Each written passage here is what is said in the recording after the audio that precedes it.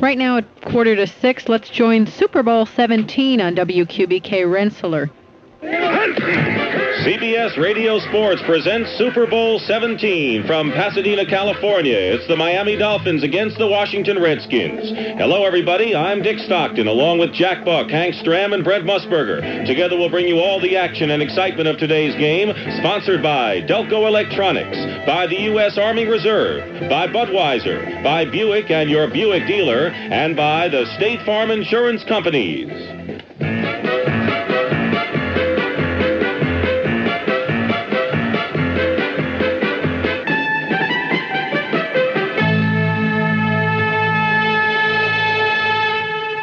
Two teams who are mirror images of one another are about to play for the NFL World Championship in Super Bowl XVII. The Miami Dolphins and the Washington Redskins survived the players' strike and 3 playoff games to reach this plateau, and in several minutes they'll square off just as they did 10 years ago in Super Bowl VII. That game, too, was played in Southern California at the Los Angeles Coliseum, and Miami was victorious en route to a perfect season. Today's game in the Rose Bowl in Pasadena features teams strikingly similar. The Dolphins, without big-name talent, rose to the top of the AFC on the wings of a swarming, opportunistic defense rated the best in the league. It remains their heart and soul. They possess a mobile quarterback in David Woodley, who has the added dimension of a running threat, and like the champions of the 70s, the Dolphins rely on a strong and agile offensive line leading the way for a bruising fullback, Andrew Franklin, who gets the tough yards and is difficult to bring down. The thumbnail sketch of the Redskins is really no different. Rising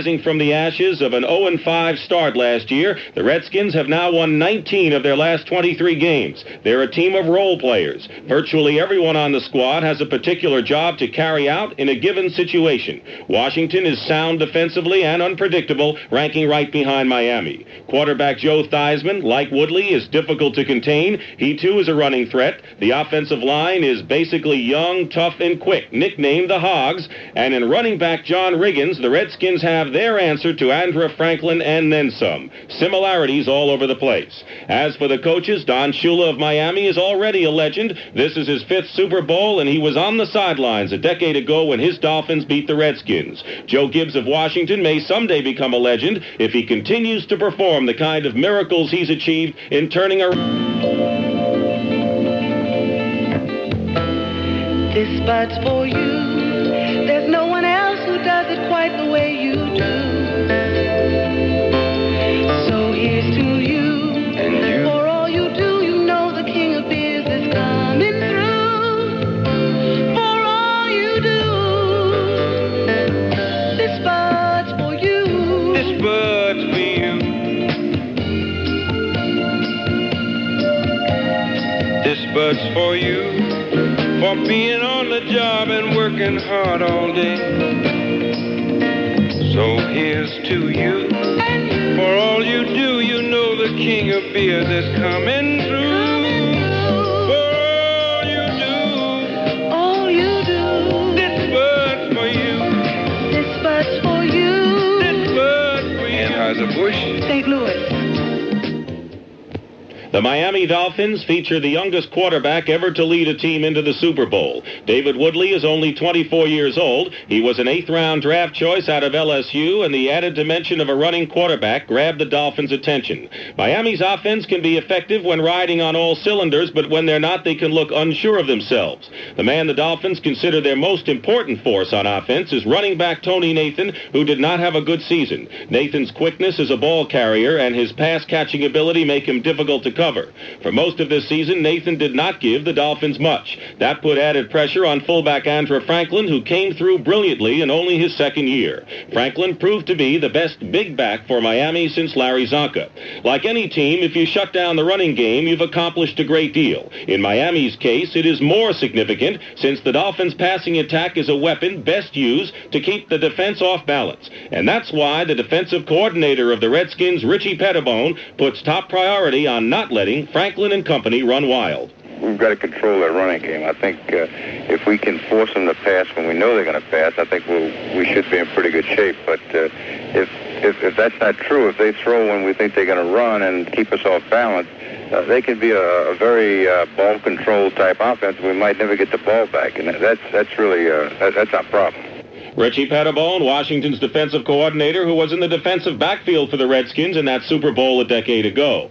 Pettibone has perhaps the best defender against the run and tackled Dave Butts, who at 295 pounds got to anything run near him all season. Beyond the front four, which changes fast to a three-man line, is middle linebacker Neil Olkowitz. Those two are the keys to stopping the running game for Washington. So if Franklin and an improved Nathan are the biggest problem for the Redskins, right behind is quarterback Woodley and the threat to roll out, forcing the defense to hesitate and run the ball. When that happens, the Dolphins are liable to get yardage anyway, and that too worries Richie Pettibone.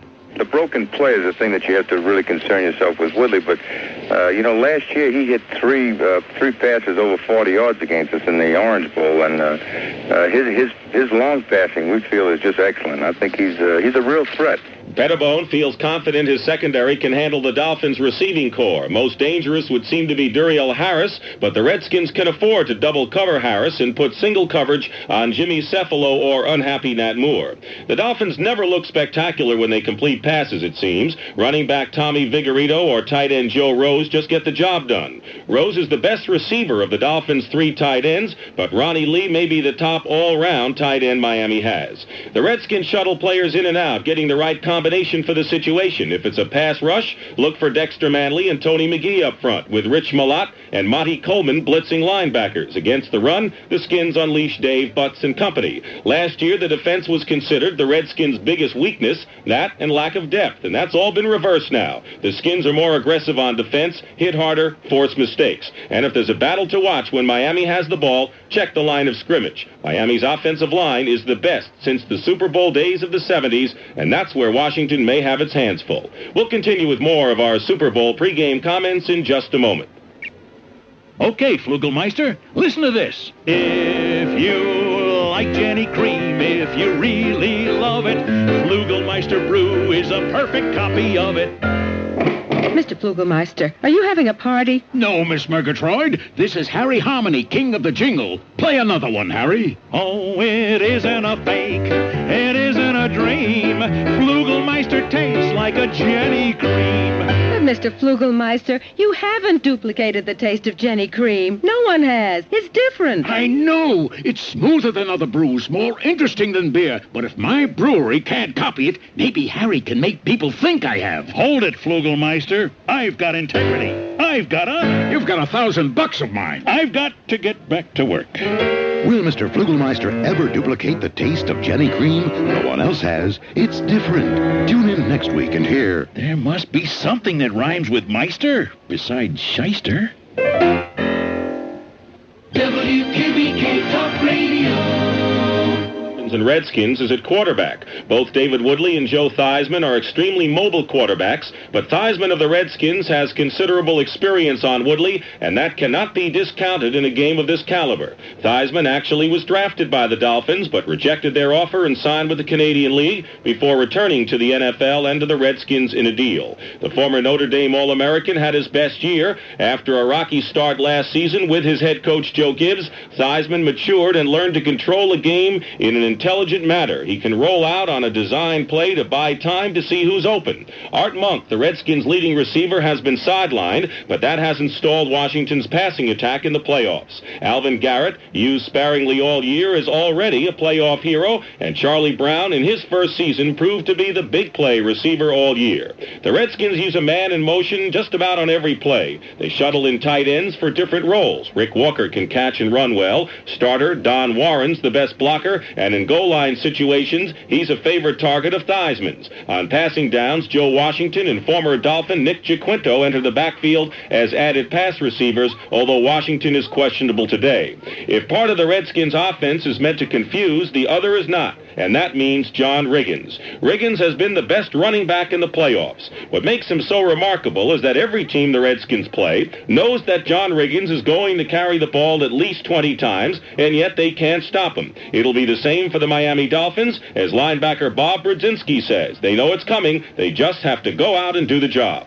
We're going to have to stop their running game, and Riggins for the first part. They, with the Hogs and Riggins back there, they really can jam the ball down your throat, and if we don't do that, it's going to be a long day. Their offensive line really comes off the ball, and just blows people back just by watching films there. That Hog offensive line, they're something else.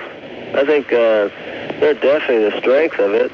Brzezinski played in the Super Bowl as a member of the Rams defensive unit against the Steelers 3 years ago. When he talks of the Redskins offensive line, he talks of a young group, 3 years experience or less, with the exception of right tackle George Stark, a true veteran.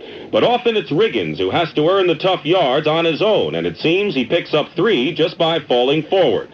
The Dolphins' defense will try to tackle Riggins, no easy task. They'll throw a variety of looks at the Skins in an attempt to outsmart them. Miami's defense, which was called the no-name defense in their glory years, now are known as the Killer Bees, since 6 starters' names begins with the letter B. Actually, the key letter is A for Arnsparger. That's Bill Arnsparger, the architect of the Dolphins' defense then and now. A man who thrives on the challenge of attacking an opponent's strong point. He's got the people to play his game. A 3-man front featuring 2 former linebackers, Kimbo Camper and nose tackle Bob Baumhauer, a fine inside pass rusher. 4 lean and agile linebackers, and if A.J. Dewey, a former down lineman, isn't really that lean, he plays that way, as the Jets will attest after A.J. picked off 3 of Richard Todd's passes last Sunday. And the secondary, nothing really spectacular, although Don McNeil at cornerback defends the pass and the run with equal flair. But Gerald Small and the Blackwood brothers at safety, not to mention nickelback Mike Kozlowski, somehow are always in the right place at the right time. And against the clever Theismann, they'll have to be. I'll be back with some final thoughts on Super Bowl XVII in 1 minute. The following is presented by the National Urban League. Come in, Adams. I've just been going over your file. You know, when personnel said they were sending me a black woman for this job, I was skeptical. I mean, this computer project is tough. No place for lightweights. Too often in today's society, people are judged solely by the color of their skin, rather than by what they can do. But when people are given a chance to make something of themselves, there's no limit to what they can do. Turns out, you're a natural. I hope you're a natural at supervising, too, because as of now, you're in charge of the unit. All I ever needed was a chance. Everybody deserves a chance to make it on their own, regardless of race, creed, color, or sex. The Urban League is dedicated to achieving that, and you can help by opening your heart and your mind and giving someone that chance. To find out exactly what you can do, write National Urban League, 500 East 62nd Street, New York, New York, 10021. A public service message of this station, the Urban League, and the Advertising Council.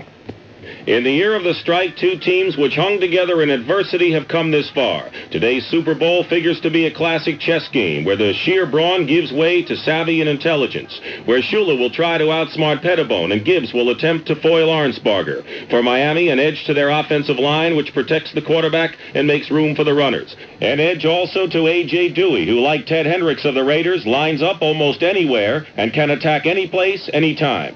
For Washington, an edge to Joe Theismann, cool, smart, and resourceful, and most of all, a man who's been around. And, of course, John Riggins. Not only can he run inside and outside, he rarely fumbles, and if the Redskins have a lead, he can kill the clock on his own. No real edge in place kicking. Von Schauman's been hurt. Mosley's been a little off his game. Special teams with Mike Nelms favors Washington overall. No real difference between these teams. If defense is the key, go with Miami. If the quarterback holds all the cards, go with Washington. They'll put an asterisk by the winner's name because of the abbreviated season, but when it's over, someone will be called world champion. So in just 1 minute, we'll join Jack Buck and Hank Stram in the Rose Bowl for Super Bowl XVII. For our producer, Jim Hunter, this is Dick Stockton, CBS Radio Sports.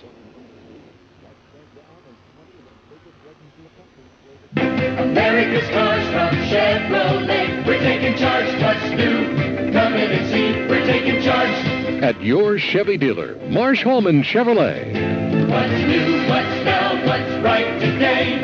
USA 1, that's Chevrolet. We're taking charge. Marsh Hallman invites you to come in and see the new Chevy line for '83. Citations, celebrities, pickups, blazers.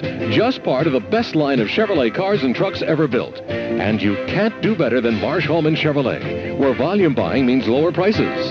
See the '83s at Marsh Hallman Chevrolet, where more people buy and lease for less. And remember, Marsh Hallman services all Cadillacs. We're taking charge. What's new? Come in and see. We're taking charge.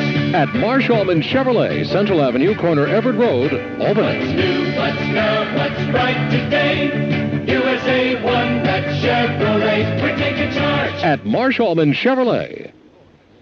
WQBK Talk Radio. Good, everyone, from the Rose Bowl in Pasadena, California.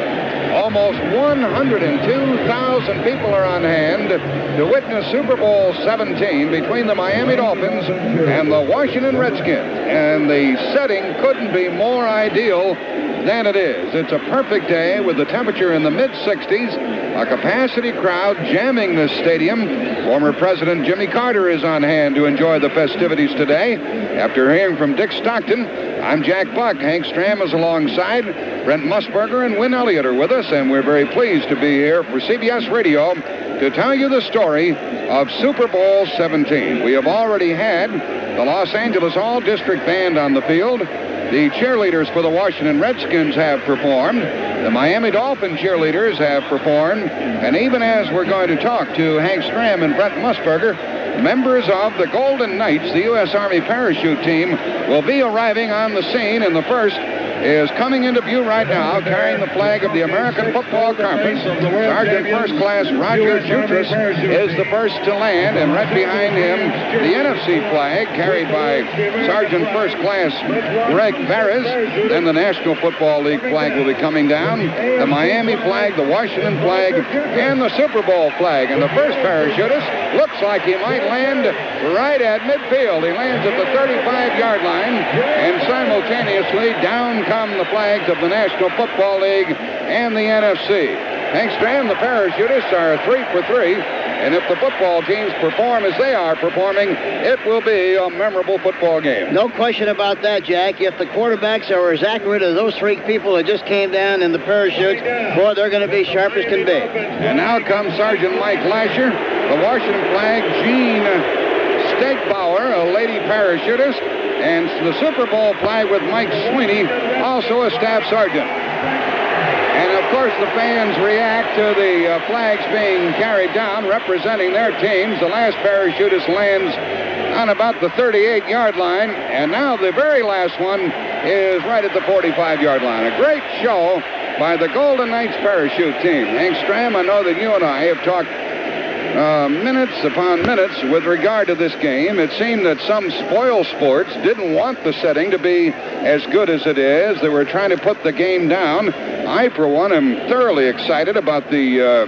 possibility of having a very fine football game between the Redskins and the Dolphins. We've seen them frequently, and they're both terrific teams. We've had a lot of adverse talk about the weather, especially throughout the week. We were in here all week long. We had some rain early in the week. The anticipation was that there would be about a 20 to 30% chance of rain here this afternoon, but it's turned out to be a beautiful day. The field is excellent. George Toma, the excellent groundkeeper for the Kansas City Chiefs, has done a remarkable job with his crew. It's a perfect setting for a perfect game, and we're going to see a lot of excitement and a lot of things happen here this afternoon that represents the very best in the National Football League in professional football. Brent Musburger, we're tickled that you're with us, and I saw you corral a couple of kickers down there to try to get some last-minute information. Well, you know, Jack and Hank, there was a question about Uwe von Schamann. He, of course, had injured his back in the Dolphins' victory against San Diego. He did not kick very much against the Jets, only being called upon for those 2 extra points last Sunday down in the Orange Bowl. But, Jack, he told me that he felt fine. He kicked for the first time yesterday. Hank would be interested in the fact that in his plant foot, he figures that's more important than the kicking foot. He's a sidewinder. He has gone to an extra long cleat today to make sure that he does not slide. Now, when he went back inside the locker room, he said there was a chance that he would take a painkiller. He said, I can play with one because I will not be injured. I will not be hurt if I take it. And he said, I just want to deaden that sharp pain that comes up there. When I move my leg like a pendulum, sometimes there is a sharpness that comes up. Mark Mosley, as you know, of course, is a straight-ahead field goal specialist. He says the turf is exactly to his liking. He said there is no excuse whatsoever for him missing one here this afternoon. Talking about kicking, Hank Stram, you were watching the punter of the Washington Redskins, and he was really doing some thumping of that ball before the game. You talk about somebody that was really pounding the ball and attacking the ball before the game in a pregame warm-up. Jeff Hayes was remarkable. Now, if he can kick that well during the course of the game, he'll really have a super afternoon. And one thing about von Schamann, the fact that he hasn't kicked this late in the season could be very beneficial because he should have a very fresh strong leg. At this time of the season, a lot of times he gets to be a little tired. He'll be fresh as a daisy this afternoon. The colors have been presented by the United States Air Force Presidential Drill Team from Washington, D.C., and now the player introductions are taking place with the Miami Dolphins defensive unit being introduced. First of all, Bo Camper, Baumauer, Betters, Brzezinski, Dewey, Roan, Gordon, Small, McNeil, Blackwood, and another Blackwood. And then the Redskins are going to be introduced. But we'll be back in just one moment.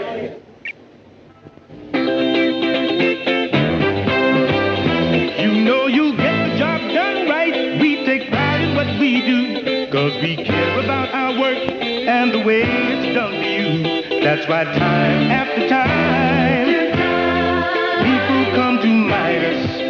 Go to Midas Muffler for that Midas touch that nobody else has. Great service, great value, their own great exhaust systems at Midas. They manufacture their own parts. Midas will beat any written legitimate estimate from any competitor. Check the white pages for the Midas bargain nearest you. Midas Muffler, Albany, Latham, Rensselaer, and Rotterdam. That Midas touch is never far away. Trust the Midas touch. Trust the Midas touch. Trust the Midas touch. Trust the Midas touch. Where nothing but the best is ever gonna do. Trust the Midas touch. WQBK Talk Radio. The Washington Redskins defensive unit is being introduced. Mendenhall, Butts, Grant, Manley, Kaufman, Olkowitz, Malott, White, Dean, Peters, and Murphy. Hank Stram, I think it's significant that both teams elected to present their defensive units. We may see a lot of defense here today. Both teams have played tremendously well defensively. The Dolphins are number 1 in total defense, and the Washington Redskins on defense were number 4. So it's a great compliment to both defensive units, and that's why they're being honored here by being introduced in a pregame warm-up. But you like to point out that the Miami defense has not stopped the run very well this season. Against the run, the Miami Dolphins are 10 against the run. That means they're only 4 points better than the worst team in the conference, and so that isn't a very representative way that they have played in the playoffs, but basically that's what they did during the regular season. And Brem Musburger, you talked to the quarterbacks as well a moment ago. You know, Jack, it's interesting, and Hank Stram thinks an awful lot of Joe Theismann.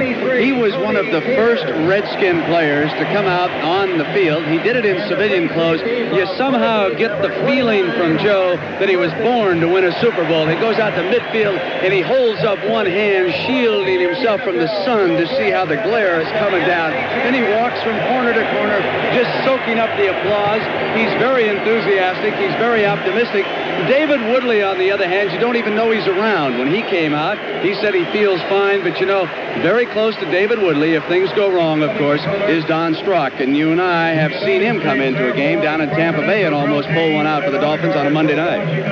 The United States Air Force Presidential Drill Team from Washington, D.C. is presenting the colors. It's my guess at this moment, we'll have to wait a while longer, it's my guess that the Washington Redskins have more support among the fans here than the Miami Dolphins do. And of course, because both clubs are from the East, we don't have a West Coast representative, so we have a lot of neutral observers who just want to be at the Super Bowl, and I'll bet they're glad they came because it is just a perfect day. In a moment, this crowd will be asked to settle down, be quiet for a moment, get to their feet for a moment of silence in memory of one of the great people in football, Paul Bear Bryant.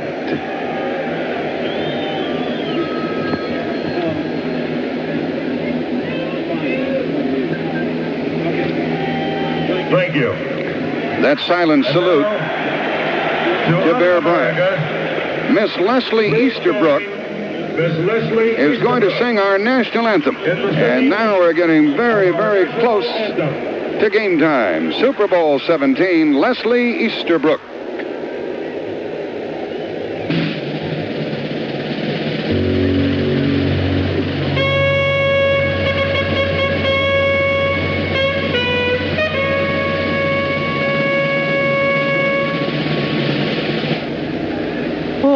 Say, can you see by the dawn's early light what so proudly we hailed at the twilight's last gleaming, whose broad stripes and bright stars through the perilous fight o'er the ramparts we watched were so gallantly streaming, and the rockets red glare, the bombs bursting in air, gave proof through the night that our flag was still there. Oh, say does that star-spangled banner yet wave for the land of the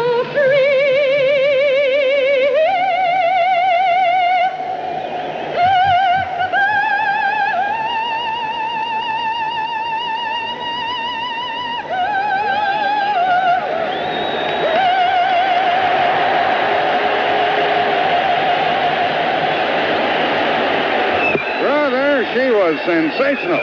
Leslie Easterbrook with the playing of our national anthem. This broadcast presented by authority of the National Football League. It is intended for the private use of our audience. Any rebroadcaster of the use of this broadcast without the express written consent of the Washington Redskins and the National Football League is prohibited.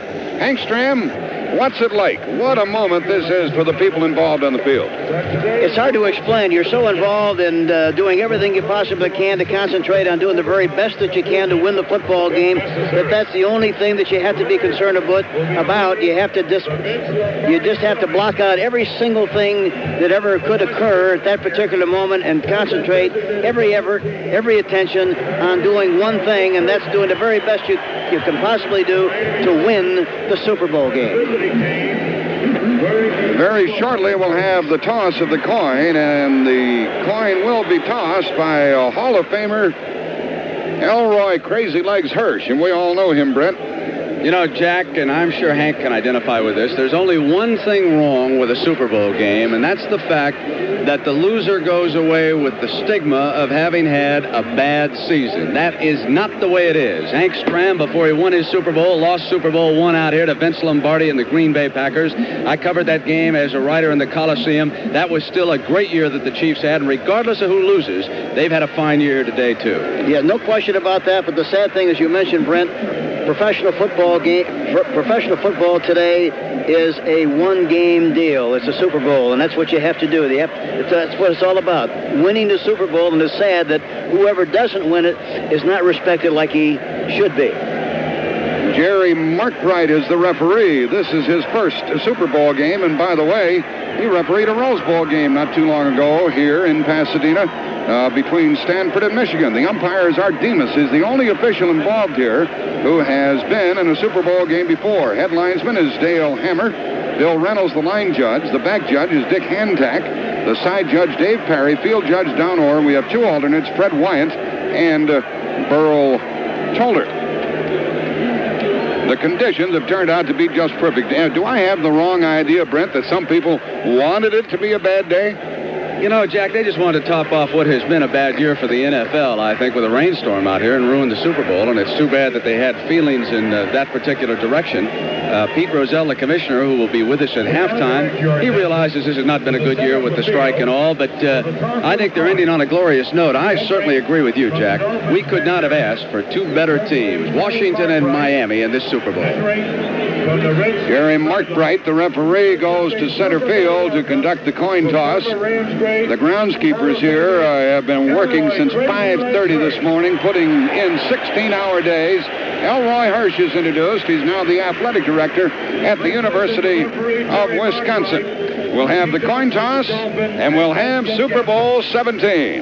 Both teams ready to go, and shortly we'll have the opening kickoff.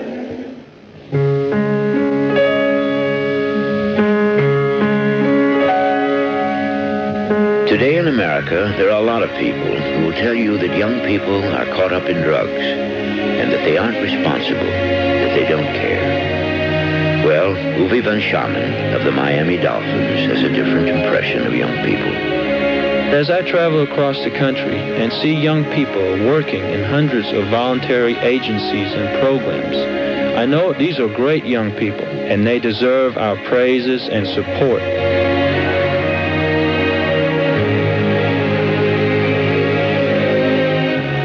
We can all learn a lesson from these young people. So let's follow the example of these great kids and get out and get involved as volunteers.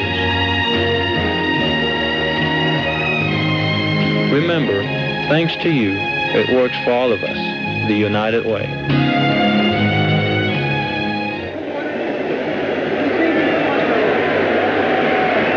Well, they just had the coin toss, and I couldn't tell from the gestures of the referee as to who's going to receive. He indicated that both teams were going to get the ball. Washington is going to receive, I think, Jack. Which would you rather do, Hank? I would suspect that both teams would prefer to be on defense at the start of this game. I think in a big game like this one, there's no question about the fact that I think you have a little better feeling about playing defense than you do starting the game on offense, and especially if you don't have good field position. The message by Uwe von Schaman a moment ago was presented on behalf of the United Way and furnished by the National Football League. We have a grass field here at the Rose Bowl in Pasadena. They said we might find some empty seats, but I don't see any. And the ticket prices were normal. I think you could buy them at face value. The parking around this stadium is something, $15 or $20 to park your car nearby. But it's a beautiful area, isn't it? It's just remarkable how nice the drive was into the Rose Bowl. I heard before the game there'd be about 20 to 30 no-shows, but that's absolutely wrong. It's full. The Washington Redskins will kick off with the rookie Jeff Hayes kicking the ball, and that puts Miami on offense, and I would guess the Redskins are just as happy about this. Yeah, I thought they signified that the Redskins were going to receive the toss, but I'm sure they're very happy about playing defense. Back to get the ball is Fulton Walker. He averaged 21, almost 22 yards for a kickoff return. Ordinarily, Hayes doesn't knock the ball out of the end zone. And Washington is kicking off from our right to our left. We hope you enjoy our broadcast of Super Bowl XVII, and it's underway. A line drive kick, knuckling to one of the upmen who took it on the 10-yard line. The ball has been returned out to the 25, and Washington nails Lyle Blackwood right there. So the Dolphins go from their 25-yard line, and most people give the edge on special teams play to the Washington Redskins. I think they do because of Mark Mosley and also because of Mike Nelms, who is an excellent returner. They put the ball down on the Miami 25-yard line, and David Woodley will be their quarterback. Duriel Harris is lined up in the backfield, and now goes out as a wide receiver to the left. Cepolo to the right. Tony Nathan is in the backfield. Motioned by the tight end Rose, and on first down, a pass play by Woodley.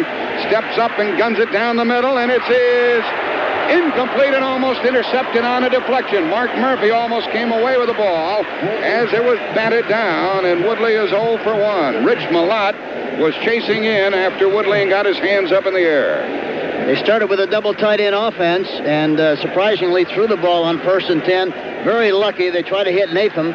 Nathan, on the very first play of the game, very lucky they wasn't intercepted by the fine defensive back of the Washington Redskins, Mark Murphy. So it's 2nd down and 10 for Miami at their 25-yard line. Two tight ends. Hardy is in tight, and Joe Rose is on a wing, and Andrew Franklin checks into the lineup. Tony Nathan in the backfield with him. Split backs, and on 2nd down, here's a give to Andrew Franklin. Nothing. He got about a yard over the left side, and Dave Clutch crunched him down. 3rd and long for Miami. And this is what I said, Hank, and you agreed, that the Redskins are much better off playing defense at the outset, and when they get the ball, they may be in a good spot to move. They should. If they make them kick on this first series, they should come away with much better field position than the Miami Dolphins and would be in better position to make something happen offensively. Miami on 3rd down has been able to get a first down 42% of the time this year. Joe Lavender checks in along with Monty Coleman. They show the blitz on 3rd down. It's a 4-man rush and a pass play. Woodley runs away from a sack, comes out to the 30, and he's short of a first down as he goes down at the 33. Monty Coleman covered him. Time for Miami to punt, and we'll see another good defensive unit go to work. Dexter Manley got a hand on Woodley, but he sneaked out of there, gained a few yards, but it's kicking time for the Dolphins. Yeah, Mendenhall had a good shot at him and missed him. And Woodley, that's the great thing about Woodley. He has a terrific ability to run. And he runs right up the middle, but he didn't run enough for the first down. He slid a little bit prematurely. Had he kept running, he might have been able to make the first down, Jack. Tom Orals will punt, and back to get it is Mike Nelms, a fine punt returner. Averaged almost 8 yards per kick return during the year. The punt is handled by Orals, and he kicks a pretty good one. Nelms waits at the 24, catches it there, avoids one tackle, gets to the 25, but did not get to the 30-yard line. So the Redskins have about the same field position that Miami had as they get the ball for the first time, and downfield was Steve Potter to make the tackle after the punt return by Mike Nelms. And the ball is put down at the 29 of Washington, and we'll watch Joe Theismann go to work. Theismann comes out, and he has John Riggins in the backfield with him. Warren, the tight end, sets up on the right side. The other tight end, Rick Walker, comes in motion. And on first down, Riggins up the middle, and he is good for 5 yards. Riggins plowed it right up the middle behind Bostic, Grimm, and May. The tackles are Jacoby and Stark, and he got 5 yards. Is he going to do that all day? That's what he wants. That's what they want to do all day long. And one of the key things, the matchups, Jack, is going to be Jeff Bostic, the offensive center, against Baumhauer. If he does a good job of blocking Baumhauer and keeps him from getting penetration, they're going to do a good job of moving the football right up the middle on those high diddle-diddle plays and make yardage and keep possession of the football. Second down and 5 from the Washington 34-yard line. Motion by Walker again, back to the right side. Here's Riggins slanting right, turns up the middle, and he got about 3 or 4. Short of a first down, about a half a yard. It'll be third and short for the Redskins. We've seen them do this time and again against St. Louis, the Giants, the Lions, the Vikings, the Cowboys, and nobody has stopped them. Nothing fancy. They just put a hat on everybody. They screw the hats on, stay with their blocks, give running room to Riggins. Any kind of a seam, crack, cavity, he'll find a place to move and make yardage. He stretches the 2-yard gains into 3, 4, 5, 6-yard gains, and that's why he's such a great back. Otis Wansley is in the backfield on third down and 1 for Washington. Motion by Didier, a give to Riggins, trying for the first down. He got it. He just got enough at the 40-yard line, leaned out to the 41, and the Redskins get the first down of the afternoon. So Riggins has carried 3 times in a row, and Ernie Rohn, the leading tackler on the Miami team, made that tackle along with Bob Baumhauer. First down, Washington at their 41. Washington loves to play knock-knock. They're not worried about who's there. They know who's there and where they are. They're just going to knock-knock and keep moving that ball down the field. Their wide receivers are Charlie Brown and Alvin Garrett. Garrett comes to the left, and Brown is flanked to the right side. Brown is in motion now. And on first down, a fake to Riggins, a pass play outside to Brown. He's out to the 45. He's to midfield. He has a first down, and he's tackled at the Miami 48. A little swing pass, a quick pass out to Brown. He got a block. He avoided a tackle. Ernie Rohn caught up to the play. But now the Redskins are in Miami territory at the 48. A good block by Alvin Garrett, the other wide receiver. It was a good block, and it's a great start for the Washington Redskins because that's what they like to do. They're able to do exactly what they've been able to do all year long. Nothing different, nothing fancy. They just want to keep possession, make first downs, and move the ball down the field. So far, they've done a good job of it. First down at the Miami 48 for Washington. Their second first down of the game. Motion by Brown. Riggins is the running back. There he goes again, right side, and taken down. And a good defensive play by Bob Brodzinski, the linebacker. And Mark May, the guard, tried to clear out on the right side, but that was only a 1-yard gain as a result of the good job by Brodzinski. Brodzinski got penetration that time. Riggins normally runs through that kind of a tackle, but Brodzinski is a big, strong linebacker and made the tackle in excellent shape with good position. John Riggins comes out, and Clarence Harmon checks into the backfield. Giaquinto is also in the lineup for the Redskins. On second down and 9, a pass play by Theismann. Sets and throws long down the middle. Heavy traffic and incomplete at the 15. Alvin Garrett had his hands on it, and brother, did they close on him. And the extra back helped out, and Glenn Blackwood almost undressed Garrett, and it's 3rd and 9 Washington. Once the ball is in the air, the defensive people playing zone defense that time, Jack, once the ball is in the air, you can recover. You can cover about 20 yards once the ball is thrown, and that's exactly what Blackwood did. He came over and made a good play from his strong safety position. And the extra back, Mike Kozlowski, was also there to help out, and it's 3rd down and 9 for Washington at the 47 of Miami. Motion by Warren, the tight end, and a pass play by Theismann. Steps up, he's sacked back at the 45-yard line. He was rushed and covered by Ernie Roan and taken down on 3rd down, and now Washington will have to kick for the first time in the game. The funny thing about that drive, they made 2 first downs running the ball, doing what they do very well. All of a sudden, they changed the passing game. Hard to understand, Jack, why they did, and as a result, they wound up losing the yardage, and now they have to kick. And Jeff Hayes will do the honors. During the year, he averaged 38 yards a kick. He was hot and cold, but he ended the season in good fashion, and Tom Vigorito is back inside his 15, awaiting the Washington kick. We're scoreless in the first quarter. We have 9:15 left to play in this first period, and the clock is running. It's a good snap from center, and Hayes steps up and really wallops the ball deep inside the 10, but it sails into and out of the end zone, and it will come out to the 20-yard line. There are no flags. There have been no flags. The Dolphins get it for the second time with the score 0-0. Let's take time out.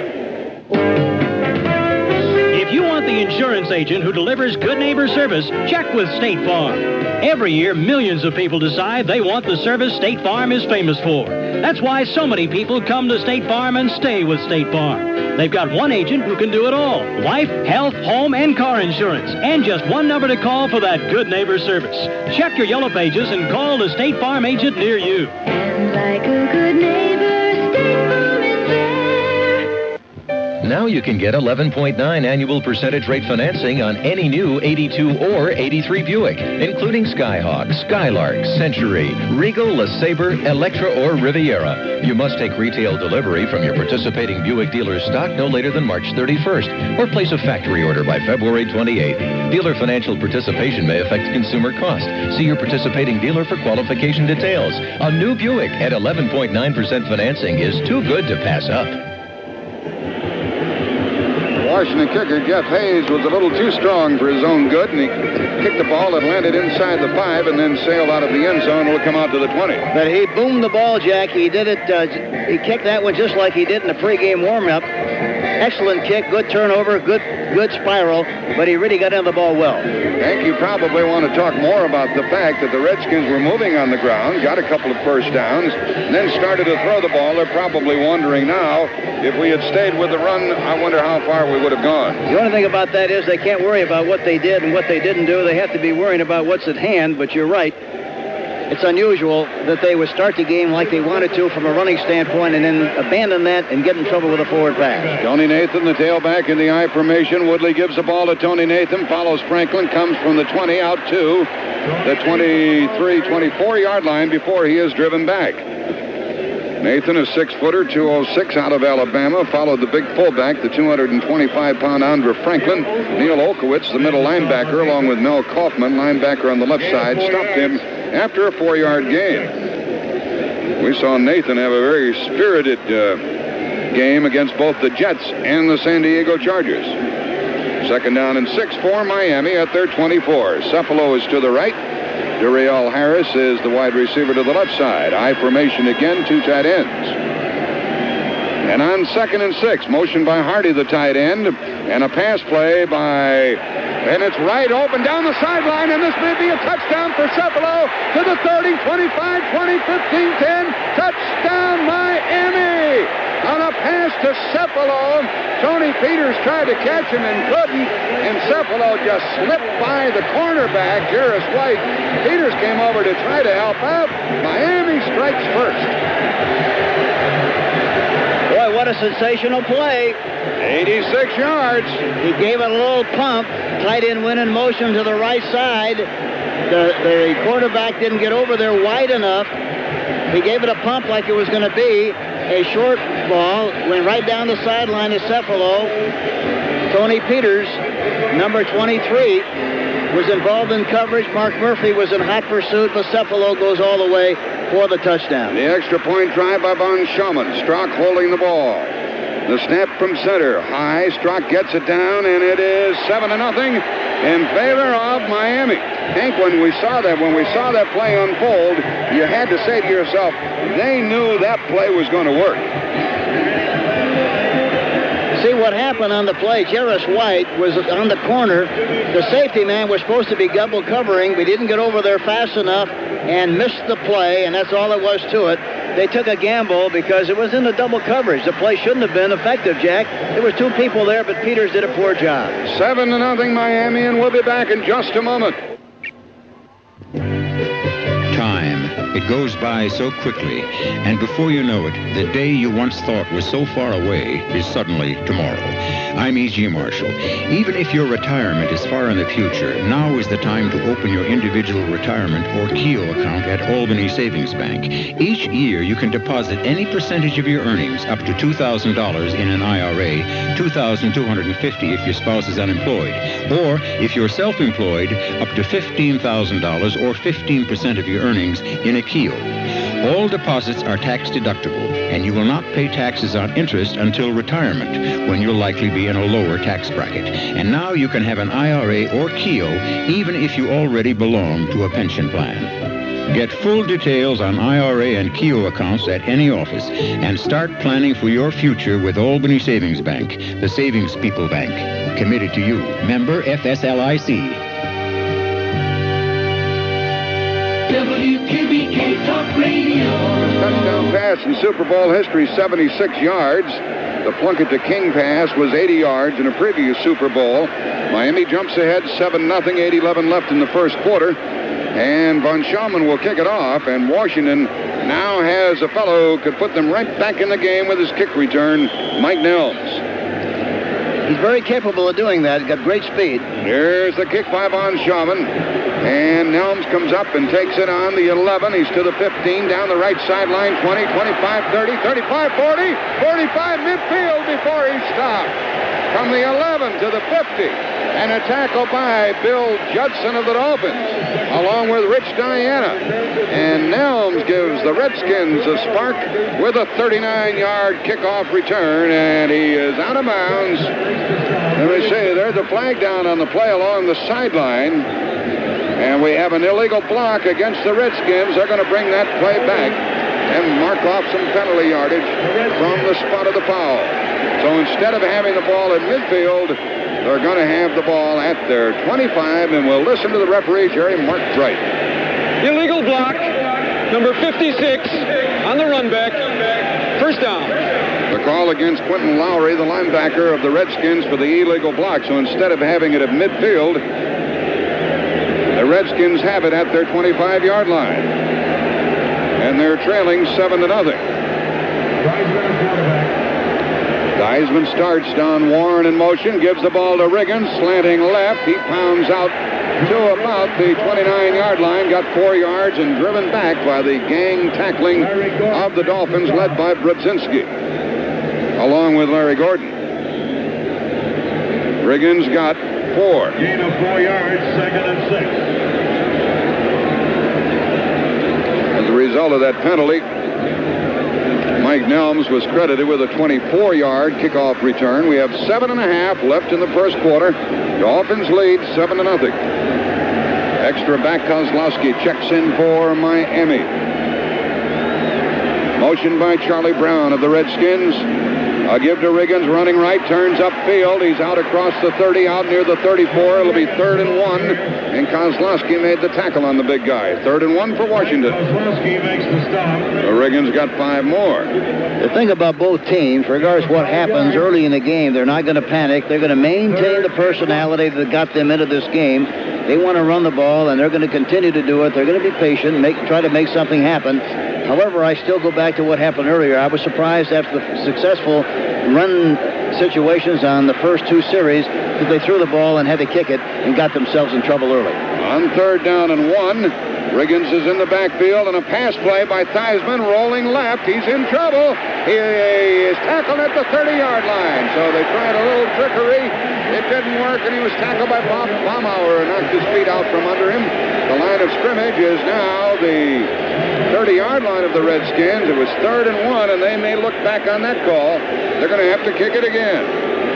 Pretty surprised with that call because they had such a short situation on the 3rd and 1, and to try that kind of a play, that's very unusual. He was just going to run with the ball, wasn't he? It was just a bootleg play. It looked like, yes, it looked like he was trying to simulate the fact that he was going to roll out to his left, but I think he ran out there with the express purpose of trying to run the football, but he got the hook. Fell down, and now they're in a punting situation, and Miami should come away with good field position again. Tom Vigorito awaits the punt, a low snap to Jeff Hayes, and he kicks the ball, a line drive. Vigorito will return it from the 28, comes to the 30, waits for his blocks to the 35, and then he's tackled at the Miami 37-yard line. Downfield was Larry Kubin for the Redskins, along with Greg Williams. We have 6 minutes exactly left in the first quarter. With the scores, 7-0 Miami. Let's take time out. Worked so hard and come so far. It takes your best to make it. It feels so good. You knew it would. Your moment's here, so take it. Bring out your best. Bring out your best.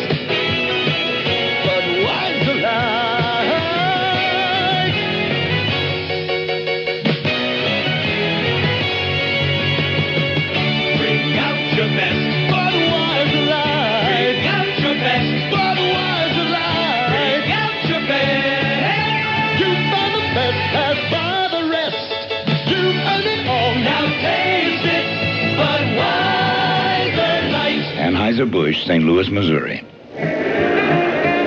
Miami Dolphins have the ball for the 3rd time today. The first time they had to punt. The last time they had possession, they scored on a 76-yard pass play from David Woodley to Jimmy Cephalo, and they lead 7-0, and they'll start from their own 37-yard line.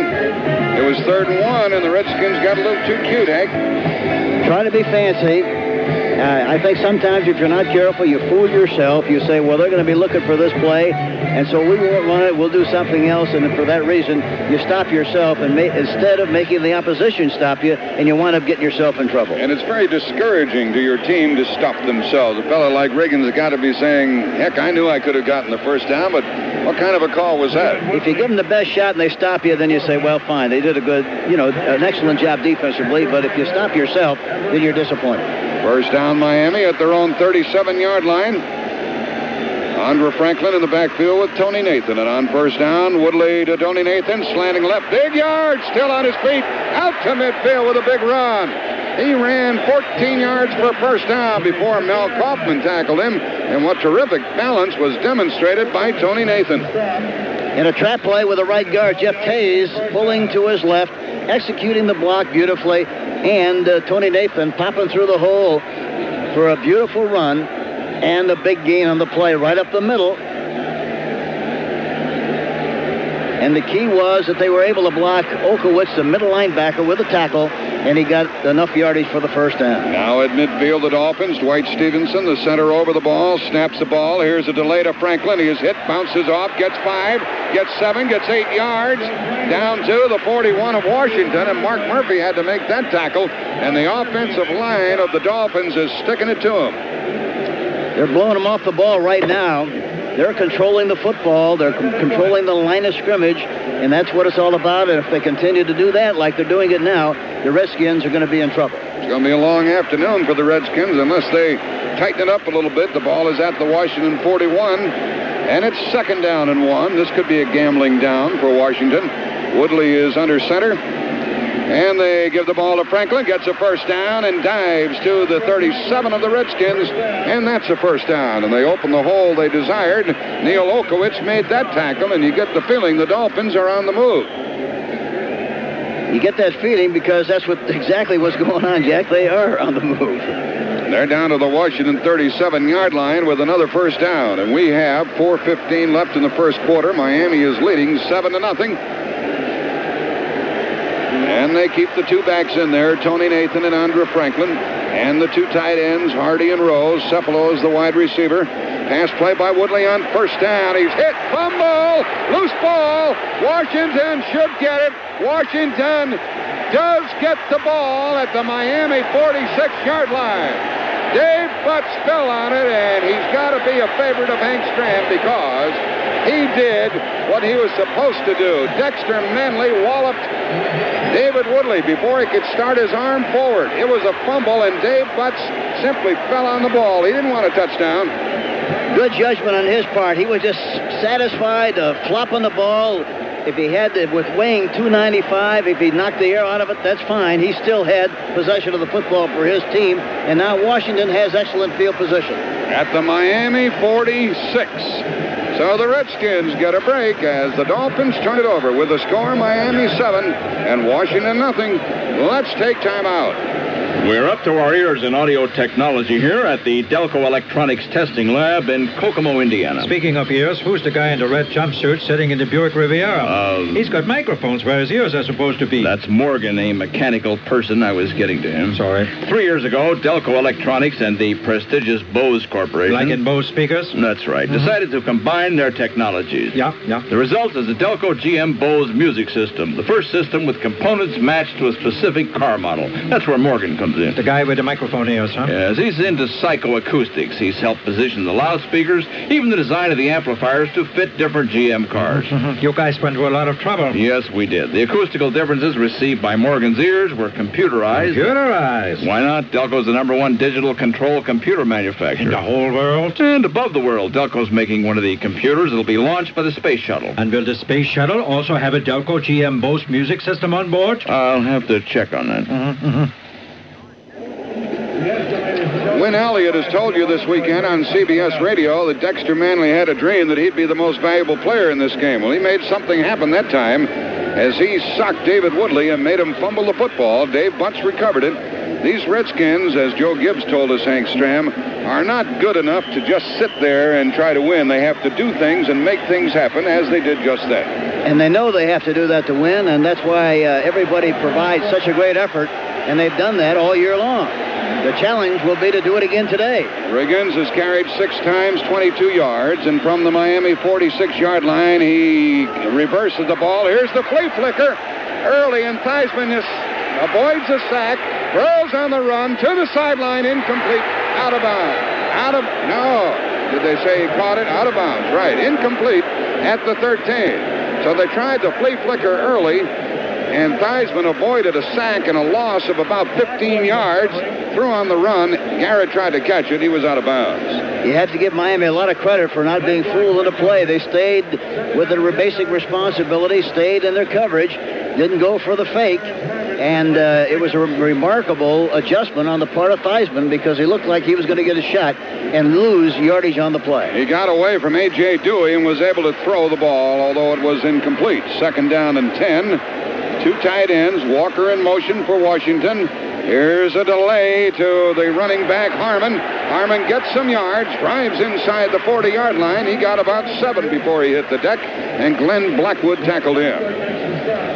They put the ball down at the Miami 38, and it's going to be 3rd down for Washington and 2. 3rd and 2. So Harmon showed a little spark there. He did, but he didn't show enough spark, Jack, to get the first down. He got exactly what the play created, nothing more on his own. Had he been able to move a little bit, he's had trouble with his legs. He was not able to make any kind of an adjustment. He should have made the first down on the run. They might not make it, and that could have been a big play. Giaquinto is in the lineup now for the Redskins. 3rd and 2 and a pass play. Short. And it is caught for a first down at the 35. Don Warren, the tight end, caught it. He was crunched down by Ernie Rome, but that's a Washington first down at the Miami 35. You talk about a precision pass that had to be right on the money. Rome had him faded in good shape.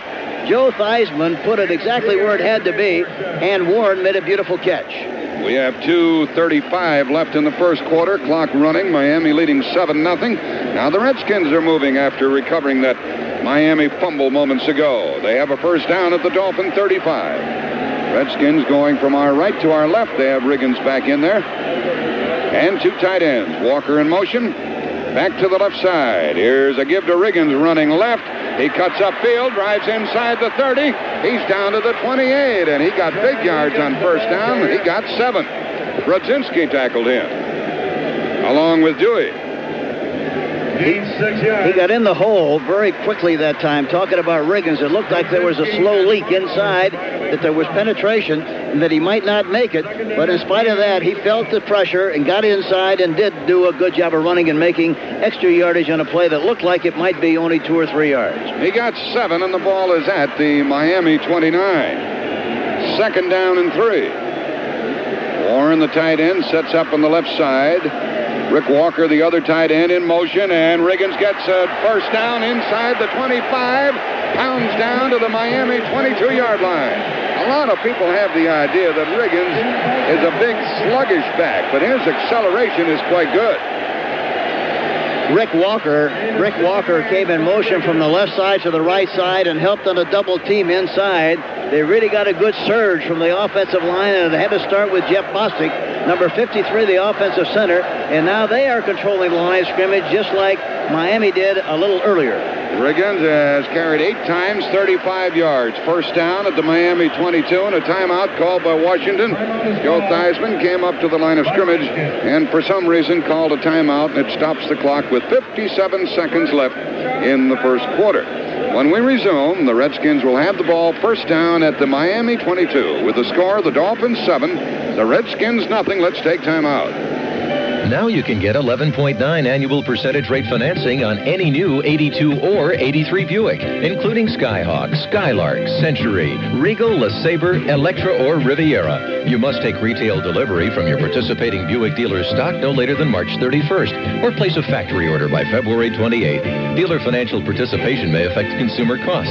See your participating dealer for qualification details. A new Buick at 11.9% financing is too good to pass up. Hi, this is Jack Buck for SK Tools, the do-it-yourselfer's best friend around the house and around the car. Whether you're changing a spark plug, installing a kitchen sink, or repairing that household appliance, there's a quality SK tool designed to make your job a lot easier, no matter what you're fixing. So before you begin the next project, stop by your automotive parts, hardware, or local retail store and ask for SK by name. Move up to SK, the tools built for a lifetime. January 26th. 3 minutes ago, Dexter Manley hit the Miami quarterback, David Woodley. Woodley fumbled. Dave Butts recovered at the Dolphin 46, and the Redskins have been on the move ever since. A couple of first downs have carried them to the Dolphin 22, and it's a first down. You know the history of these teams and how they got here. The Dolphins in the playoff defeated New England, San Diego, and the Jets. Redskins knocked off Detroit, Minnesota, and a week ago, the Dallas Cowboys. First down at the Miami 22. Motion by Charlie Brown. And a give to Riggins, slanting left, turns up the middle, drives inside the 20, goes down to the 18, and he got 4. A.J. Dewey tackled him there, as Hank Stram mentioned. That offensive line of Bostic, Grimm, May, Stark, and Jacoby kicking the Dolphins out. That was one time Riggins really could have gotten a little bit more out of the play had he read the blocks a little quicker and cut inside and in the middle area. He would have made a lot more yardage on the play, but as you mentioned, the offensive line really got an excellent surge that time off the line of scrimmage. So a while ago it was Miami dominating up front, and now it's the Redskins. It's second down and 6. The ball is at the Miami 18. Motion by Charlie Brown. Theismann gives to Riggins, running left, slanting down to the 15. He goes to just inside the 15-yard line. It's going to be 3rd and 3, and Larry Gordon and Ernie Roan were the tacklers. And that's going to be the final play. It is the final play of the first quarter. When we resume, the ball will be resting at the 15-yard line of Miami, and it will be 3rd and 3 for Washington. The end of the first quarter with the score, Miami Dolphins 7, Washington Redskins nothing.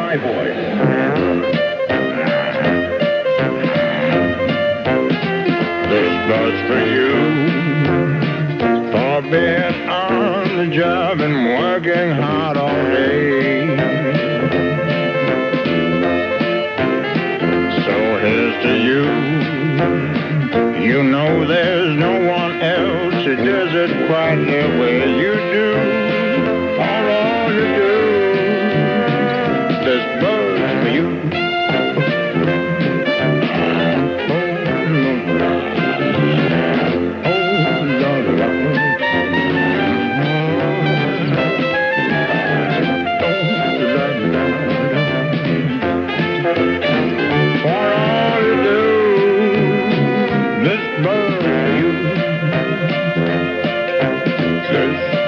For you, Anheuser-Busch, St. Louis.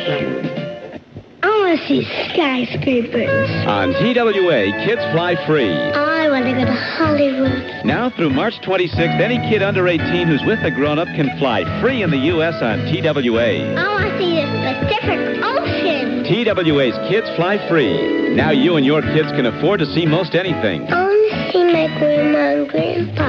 Or anyone. Travel dates and restrictions vary by city. Call your travel agent or TWA.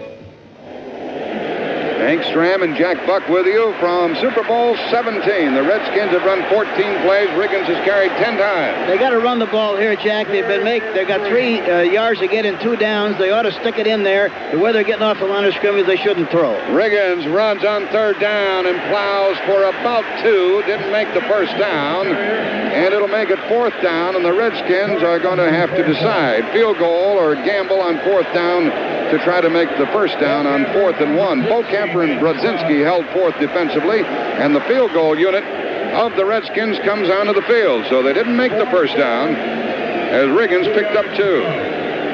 Riggins has carried 11 times, 44 yards. And a field goal try by Mark Mosley, who set a record of 20 consecutive field goals. Theismann holding, so they could run a fake play, but from 31 yards away, the kick is good, and the Redskins are on the board, 7-3, with 14:39 left in the half. Mark Mosley with the field goal out of the hold of Joe Theismann. And now with the score, Miami 7, Washington 3. Let's take time out. I was getting my hair cut, and the stories going around the barbershop kept getting taller as my hair got shorter.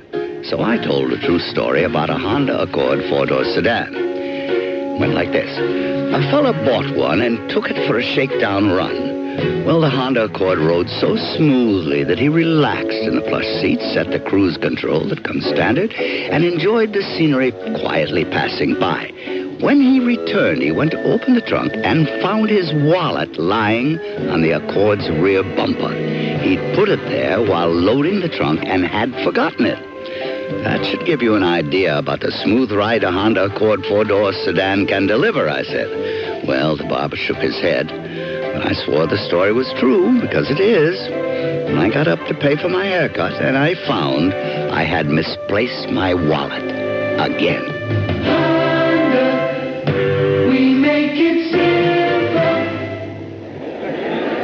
The Washington Redskins have turned a Miami fumble into a 3-point play, a 31-yard field goal by Mark Mosley. Fulton Walker is back to get the kick from Jeff Hayes.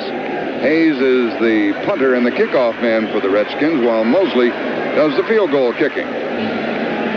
Fulton Walker averaged almost 22 yards per kickoff return during the regular season, 20 yards during the playoffs. The kick is high, rather deep. Walker comes up, takes it on the 5-10, running up the middle, 15-20. High steps to the 25-30, 35-40. Hauled down from behind at the 47-yard line, and it was a saving tackle by Greg Williams. Otherwise, Walker would have gone from the 5 for a touchdown.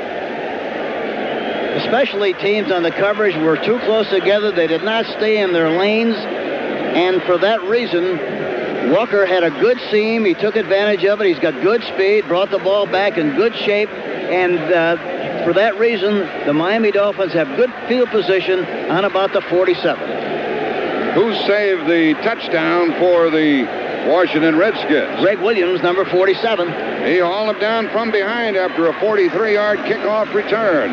And now out of the I formation at their 47, a toss to Tony Nathan, running right, turns upfield, across midfield. He got about 8 yards down to the 45 of Washington before Mel Kaufman and Mark Murphy tackled him. And Nathan was running extremely well for an 8-yard gain. So the kickoff return has set the Dolphins up. They lead 7-3, 14:06 left in the half. That's the one thing that Washington did not want to have happen, to provide Miami with the field position that they now enjoy, and now they're in a plus 45. Center is Dwight Stevenson, Bob Kuchenberg, and Jeff Taves are the guards, with Laxo and Giesler the offensive tackles. And straight ahead is Tony Nathan, hurdling for a first down to the 42-yard line. He got just enough for a first down at the Washington 42. Dave Butts corralled him along with Neil Okowitz. You know, Miami is somewhat lucky. I'm just talking about the way things work out. In the last week, they played against a 4-man line with the New York Jets, and now they have the same situation. So that's a little beneficial as far as the blocking schemes are concerned for the Miami Dolphins. It helped their work week. Andra Franklin comes back into the Miami Dolphin lineup with Tony Nathan, split backs, and Woodley stays on the ground to Franklin, slanting left, and got only 1 yard. And very strong tackling by Darrell Grant and Dexter Menley, a 1-yard gain for the Dolphins.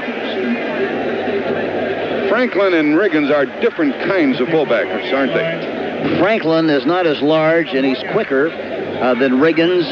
He has quick feet, but he isn't as big and as strong and as ponderous as John Riggins. The ball is at the Redskin 41. Harris goes to the right. Nat Moore comes into the lineup as a wide receiver. Nat Moore is in motion, and Woodley's going to pass to the right sideline. It's wide open, caught by Duriel Harris. He is tackled at the 33, short of a first down by about a yard by Jarris White, who's perhaps the best hitter on the Washington team. He's a good hitter, but Miami had Jarris White. They did not like what they saw when they had him. They traded him to the Tampa Bay Buccaneers. Now he's playing for the Washington Redskins.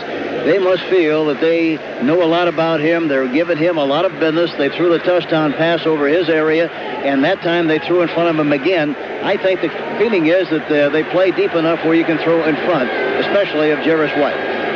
Andra Franklin and Woody Bennett are in the backfield now on 3rd down and 1 at the Washington 33. And the give is to Franklin. He pounds in, and on second effort gets a first down to the 31. He was stopped short initially, and then his forward progress carried him to the 31, and that will be a first down for Miami. They weren't doing anything cute, were they? They just did what they do best, and they stick it at them, and that's what they did on the first down situation, and they got it.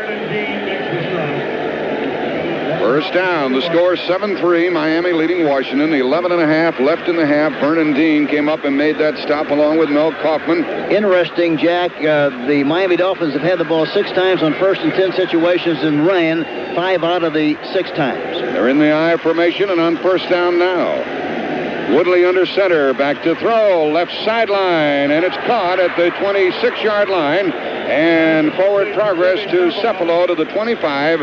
And he was wrapped up immediately, but a substantial gain. Vernon Dean pushed him out at the Washington 25 and a gain of 6 yards. High percentage pass, low risk in front of the defensive back. Vernon Dean and Jarris White on the other occasion. I mentioned earlier they like to play deep, and evidently it's very obvious that Miami wants to take advantage of the way they play coverage. 2nd down and 4 from the Washington 25-yard line for Miami. Nathan and Franklin in the backfield. This is Nathan. Nathan's in trouble. Nathan had to dive to get close to the line of scrimmage, and he lost a yard, and he got all tangled up with Franklin.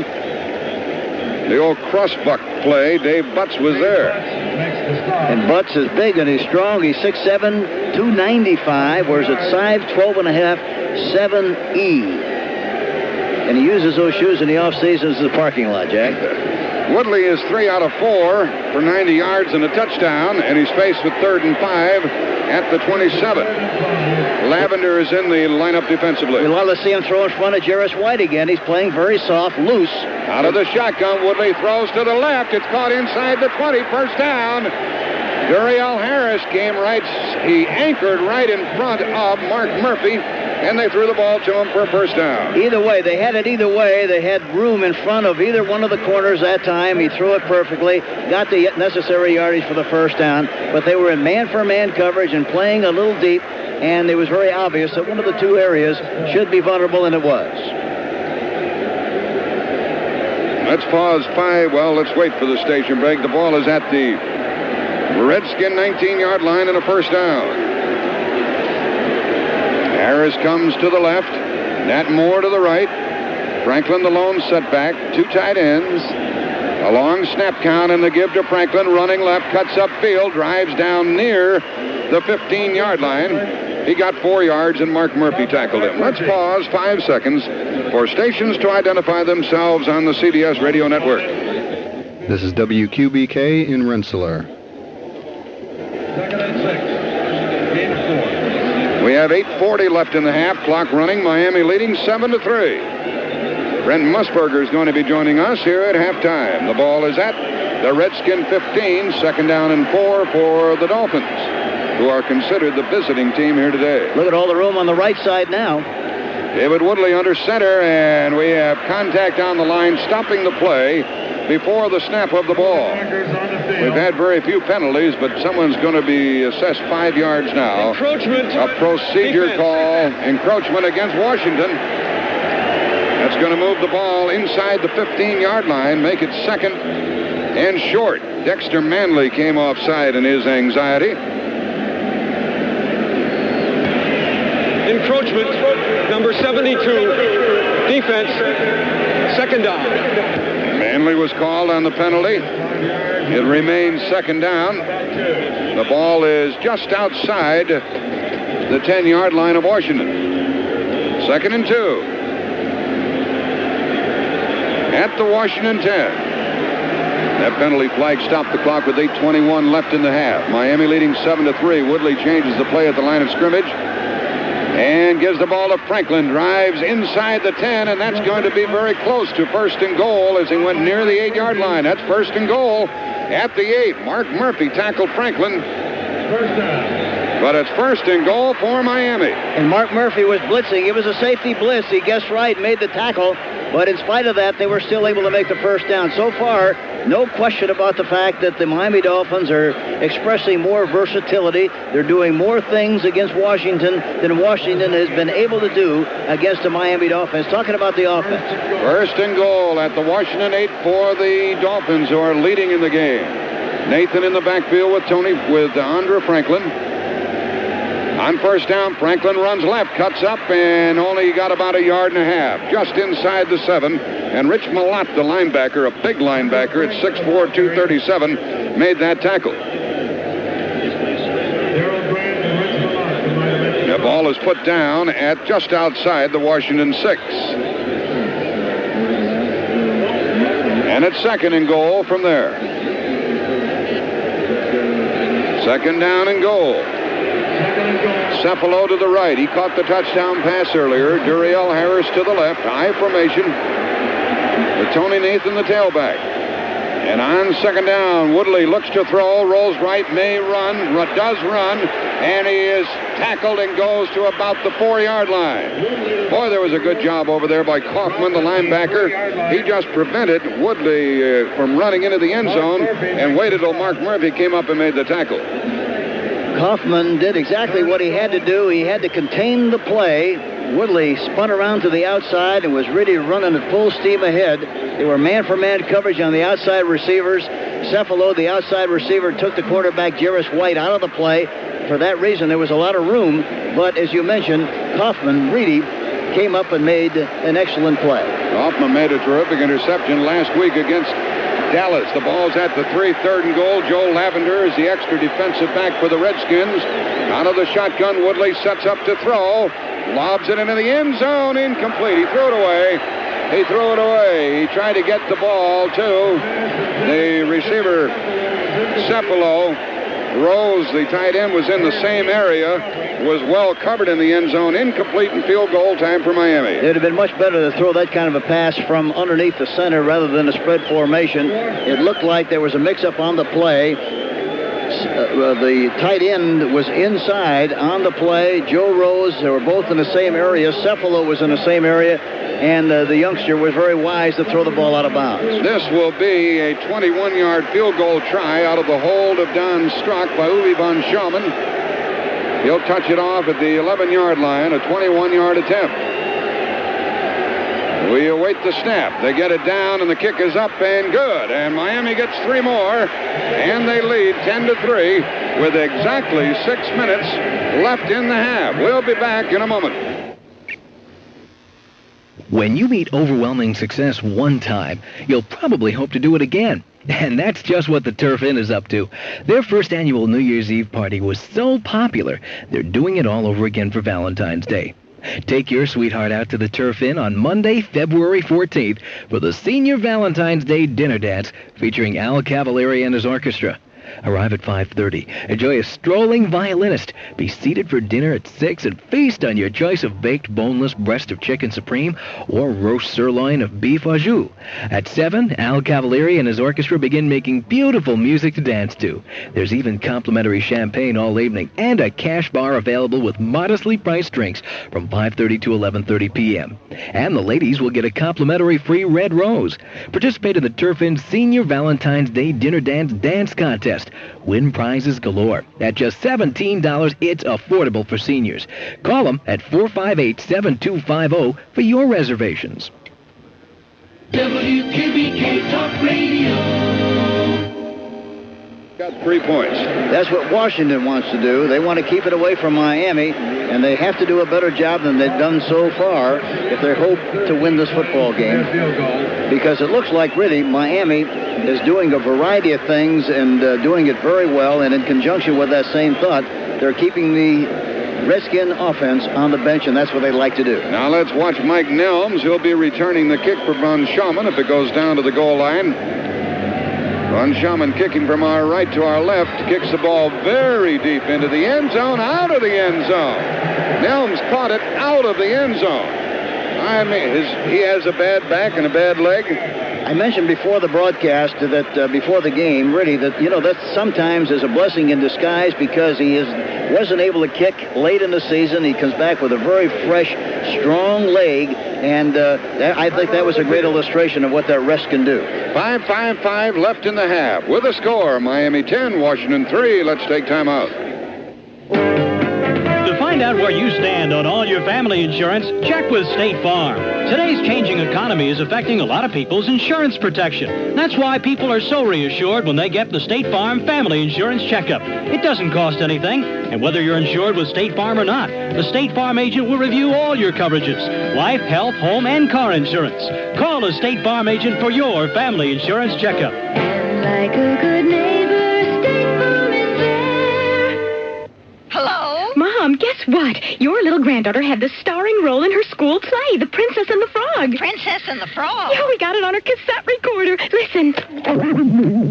What did she play, the frog? No. Call me when you get a Quasar. You know Quasar is the name to call for dependable quality products. Now Quasar is the name for great savings. It's the Quasar Annual Fantastic Factory Sale, and it's going on now at your participating Quasar dealer. With 8 minutes left to play in the first quarter, a 76-yard pass play from Woodley to Cephalo put Miami on top. And they led 7-0 at the end of the first quarter. A 31-yard field goal by Mark Mosley has given Washington their only points. Von Schaumann's 21-yard field goal offset that, and it's 10-3 Miami, 5:55 left in the half. Washington is at their 20-yard line. And the give is a fake to Riggins and a pass play by Theismann. Dropped off short, caught by Walker, wide open, tight end, first down to the 40, and out of bounds near the Washington 45. He's out at the 47-yard line. Lyle Blackwood tackled him, and somebody forgot to cover the tight end. That's what motion does, and I was about to say, I didn't have a chance to say it, but the Washington Redskins had the ball on 8 first and 10 situations and ran the ball 6 times, and of those 6 times, Riggins carried the ball all 6 times. That time they crossed him up with a play-action pass. They faked the ball to Riggins, gave it to Walker. He was wide open. They didn't catch up to him until Lyle Blackwood bumped him out at the Washington 47. A pickup of 27 yards and, of course, a first down.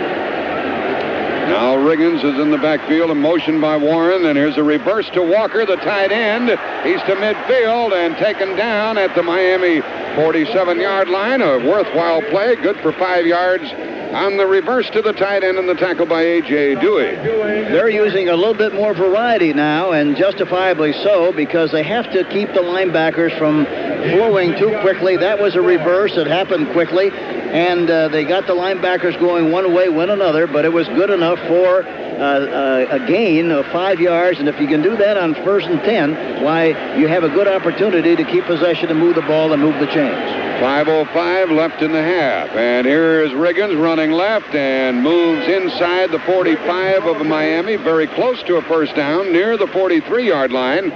Tackled by the nose guard, Bob Baumauer, and the referee stops the clock to check and see if Riggins made a first down. And it's going to be 3rd down and less than a yard. So the Redskins are in good shape after that 4-yard run by Riggins. It looks like Riggins is hitting a little bit wider than he should. It looks like there's good movement right up the middle, and he has to get in the middle area a little quicker, and if he does, he will get more yardage than he's making now on the 1st and 10 situation. Well, one of the captains requested a measurement, and they want to see just how far they have to go. It's going to be short. It'll be 3rd down and less than a yard, but they do get a measurement, and it's about the length of the football at the Miami 43-yard line. 3rd down and 1 for Washington. Previously in this game, they had a 3rd and 1, and they tried a bootleg play by Joe Theismann, and that didn't work. Riggins has carried 12 times, 47 yards. Clint Didier, the tight end, is in. We're not going to see that kind of a play now. They got 2 downs. They really got 2 downs to make this yard, and they better slam it in there tough and get the first down on this drive. They use 3 tight ends, Walker, Warren, and Didier in the I formation. Wansley blocking, and Riggins gets a first down. He just did get it to the Miami 42. Ernie Roan tackled him. The great thing about Riggins, he has such good lean, and he gives you a thump with the shoulder pads when he hits people, and for that reason, he runs through the tacklers and falls forward. He did on that play, and that was the difference as to why he made the first down or why he wouldn't have. They didn't give him the yardage that I thought he made. They put the ball down at the 43, but it will be a first down. They measure, and Riggins made it by the length of the football. The ball is at the Miami 43 and a first down for Washington with 4:22 left in the half. And as soon as they reset the sideline markers, the referee, Jerry Markbright, will start the clock again, and there it goes. Miami is leading by the score of 10-3 with 4:15 left in the half. Washington a first down at the Dolphin 43. Warren sets up to the right side. Walker's the other tight end. Charlie Brown, the wide receiver. Walker in motion, and a pass play by Theismann. A screen pass to Charlie Brown. Brown is hit at the line of scrimmage and is spun down after gaining 3 yards to the 40. And Miami has covered a couple of plays that look like they might go someplace. They've covered them very well, and Doug Betters, the end, dropped off and stopped Charlie Brown after a 3-yard gain. A quick screen that time, and Charlie Brown, I thought, waited a little bit too long, was a little bit too undecisive before he got upfield. Had he got up there just a little quicker, he might have been able to make more yardage in a play, and Jeff Bostic, I thought, did a good job. It looked like of blocking on Baumauer, number 73. The ball is at the Dolphin 40, 2nd down and 7.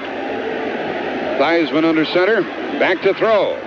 Rolls left, looks back right, screens it out to Riggins. This play is going to go someplace. Riggins inside the 30, inside of the 25-yard line, first down Washington. Theismann dropped back, roll left, looked right, through to Riggins. Brodzinski made the tackle along with Ernie Roan, and there was a good block up front for Riggins, and he used the block very wisely. And the nice thing about the play is that they very rarely use Riggins as an integral part of the passing game. Joe Theismann was excellent as far as the acting part of it was concerned, and Riggins got the ball all out there all by himself. Brzezinski finally made the tackle, but they made nice yardage on the play. Fred Dean, the guard, was out there and made a good block. Here's a toss to Riggins. He looked like he was going to throw it, and then he is swarmed under at the 25-yard line, and a flag is down back inside the 5. Brzezinski made the tackle, and there's a penalty coming up. John was going to pump the ball up that time and try to throw an option pass. Didn't have the opportunity to do so. No, that wasn't a flag. We see a cameraman with something hanging up on top there with yellow. Looks like a flag from here, but there wasn't a flag dropped on the play. I don't think, Jack. No, there was not, and it's no gain, 2nd down and 10. Riggins came outside and looked like, did he want to throw the ball, really? He did, yes. He did. Either that or else it got stuck in his hand. He might have had some glue in his hand and didn't get out. Giaquinto and Clarence Harmon in the backfield. 2nd down and 10 from the Miami 25. Giaquinto in motion, a pass play by Theismann. He runs with the ball to the 20, to the 15, and a first down at the 12, 13-yard line of Miami. Theismann runs for the first down. Don McNeil chased him out. You get the feeling, Jack, that the crowd is involved in this game? Aren't they something? It's another first down for Washington on the run by Theismann down to the Miami 13 as the Redskins try to go in for the tying touchdown. A first down, and we have 2:06 left in the half. And the Redskins are trying to get in. Little Alvin Garrett is to the left. Charlie Brown is to the right. On first down with Brown in motion. Theismann gives to Riggins, and he pops inside the 10. He's down to the 7-yard line with big yards. Baumauer, the tackler. A 6-yard run by Riggins, and now we have the 2-minute warning. They're playing their kind of football right now, Washington kind of football. They're dominating the line of scrimmage. They're doing what they like to do. They like to stick it at you, and they're able to do that right now. And I think the key, one of the big reasons, is that Jeff Bostic, number 53, is really coming off the ball good and controlling Baumauer on the line of scrimmage. 2 minutes left in the half, and we'll be back in just a moment.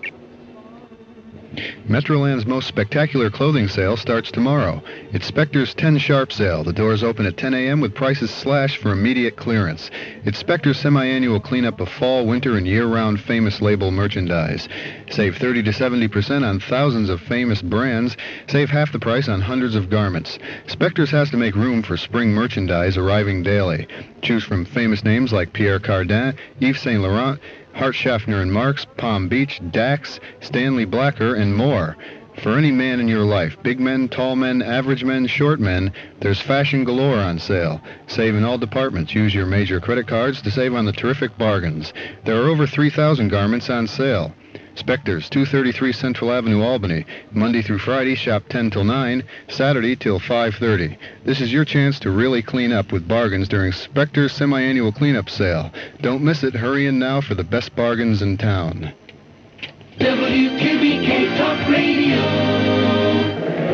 Everybody huddles up, including the officials, as they discuss the different rules which apply during the final 2 minutes of the half or of the game. Meanwhile, the Redskins have the ball at the Miami 7-yard line, 2nd down and 4 to go.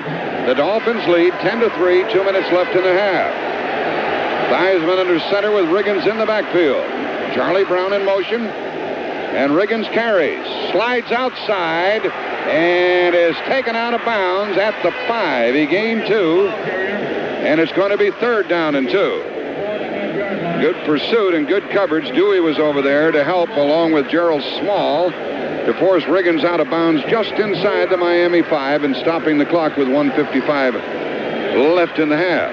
Riggins has been a workhorse. He comes out of the lineup right now. He has carried 16 times, 56 yards. He carried the ball 37 times in the last 2 games. He gets better and better as he goes along, and he made that good inside-outside move very well that time. The outside receiver is not covered on the far side. Oh, they had a great opportunity there, Jack. Nobody was on the outside receiver, and they didn't snap the ball and throw the ball. On 3rd and 2, Theismann throws in zone. Touchdown! Theismann lofted it into the end zone for Alvin Garrett. And a touchdown. And with the extra point, Washington will tie it. He beat Gerald Small down there in the corner. So quite a march by the Redskins. They started from their 20 and a 5-yard touchdown pass. And now the wide receivers of the Washington team do their high five in the end zone. Still plenty of time for the Dolphins to do something about the tie if Mosley kicks the extra point. Give Theismann a lot of credit. Boy, he really threw it up over the top in beautiful fashion. The extra point try is good. We've got a dandy Super Bowl game going here. 1:51 left in the half. And with a score, Miami 10, Redskins 10. Let's take time out. Some things speak for themselves.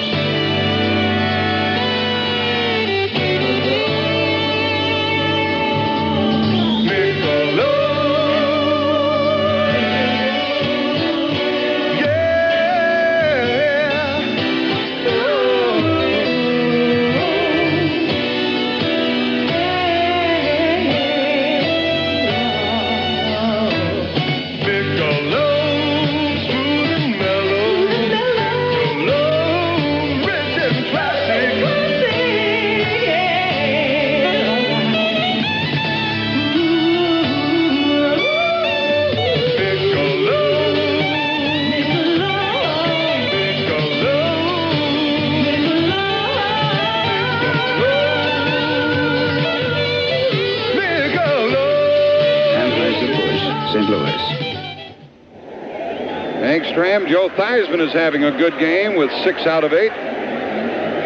He's hot, and he's been hot for the second half of the season. As we talked about it earlier, he gets better and better every week. Here's the kickoff to Fulton Walker. If it goes that deep off the foot of Jeff Hayes. We're tied 10-10, 1:51 left in the half. Now the entire playing field is in a shadow. The lights are on here at the Rose Bowl, Super Bowl XVII. And the referee, Jerry Mike Bright, tells Jeff Hayes to go ahead and kick. He thumps it high, and Fulton Walker settles under it, takes it on the 2. Out to the 5, to the 10. Out to the 15, to the 20. 25-30, 35-40. He may score! 30-yard line, 25-20, 10. Touchdown, Miami!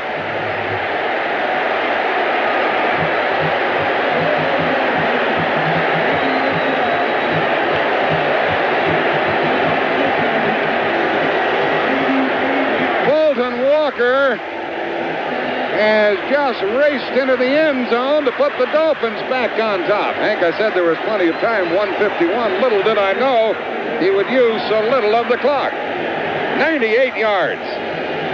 Remarkable run. Never broke stride. He caught it on the move, caught it, and took off up the right side, broke to the left side. There was a seam there. He took advantage of it. Broke away from everybody. Jeff Hayes was the last chance. He missed, and he went all the way, gave the scorekeeper for some business. And the longest kickoff return so far has been 67 yards by Rick Upchurch in 1978 by the Denver Broncos. This is a new record, 98 yards. First kickoff return ever for a touchdown in a Super Bowl. Right, the longest previously was by Rick Upchurch, as Hank Stram told you. This is the first ever touchdown on a kickoff return. 98 yards by Fulton Walker, and who said that the Redskins have the better special teams? I wonder who said that, Jack. Did you say it? Boy, you never know what's going to happen in these games. Isn't that crazy? And that's not the first one of the day for Miami, is it? No, it isn't. And the other thing is, you know, we were so impressed with Nelms, but and Walker certainly is capable, and he expressed the great ability and speed that he had on that last return. There was one good block along the way that really turned him loose, and that was by Foster, Roy Foster, who is a backup offensive lineman. Yes, he's a rookie from USC, number 61. He sprung Fulton Walker loose. Here's the extra point try. It is good. And just like that, the score is 17-10 in favor of Miami. And the Redskins, who have 2 timeouts, still have plenty of time to try to get more points. 1:38 left in the half. The score now 17-10 Miami. And after this word from our local station, we'll be back in just a moment.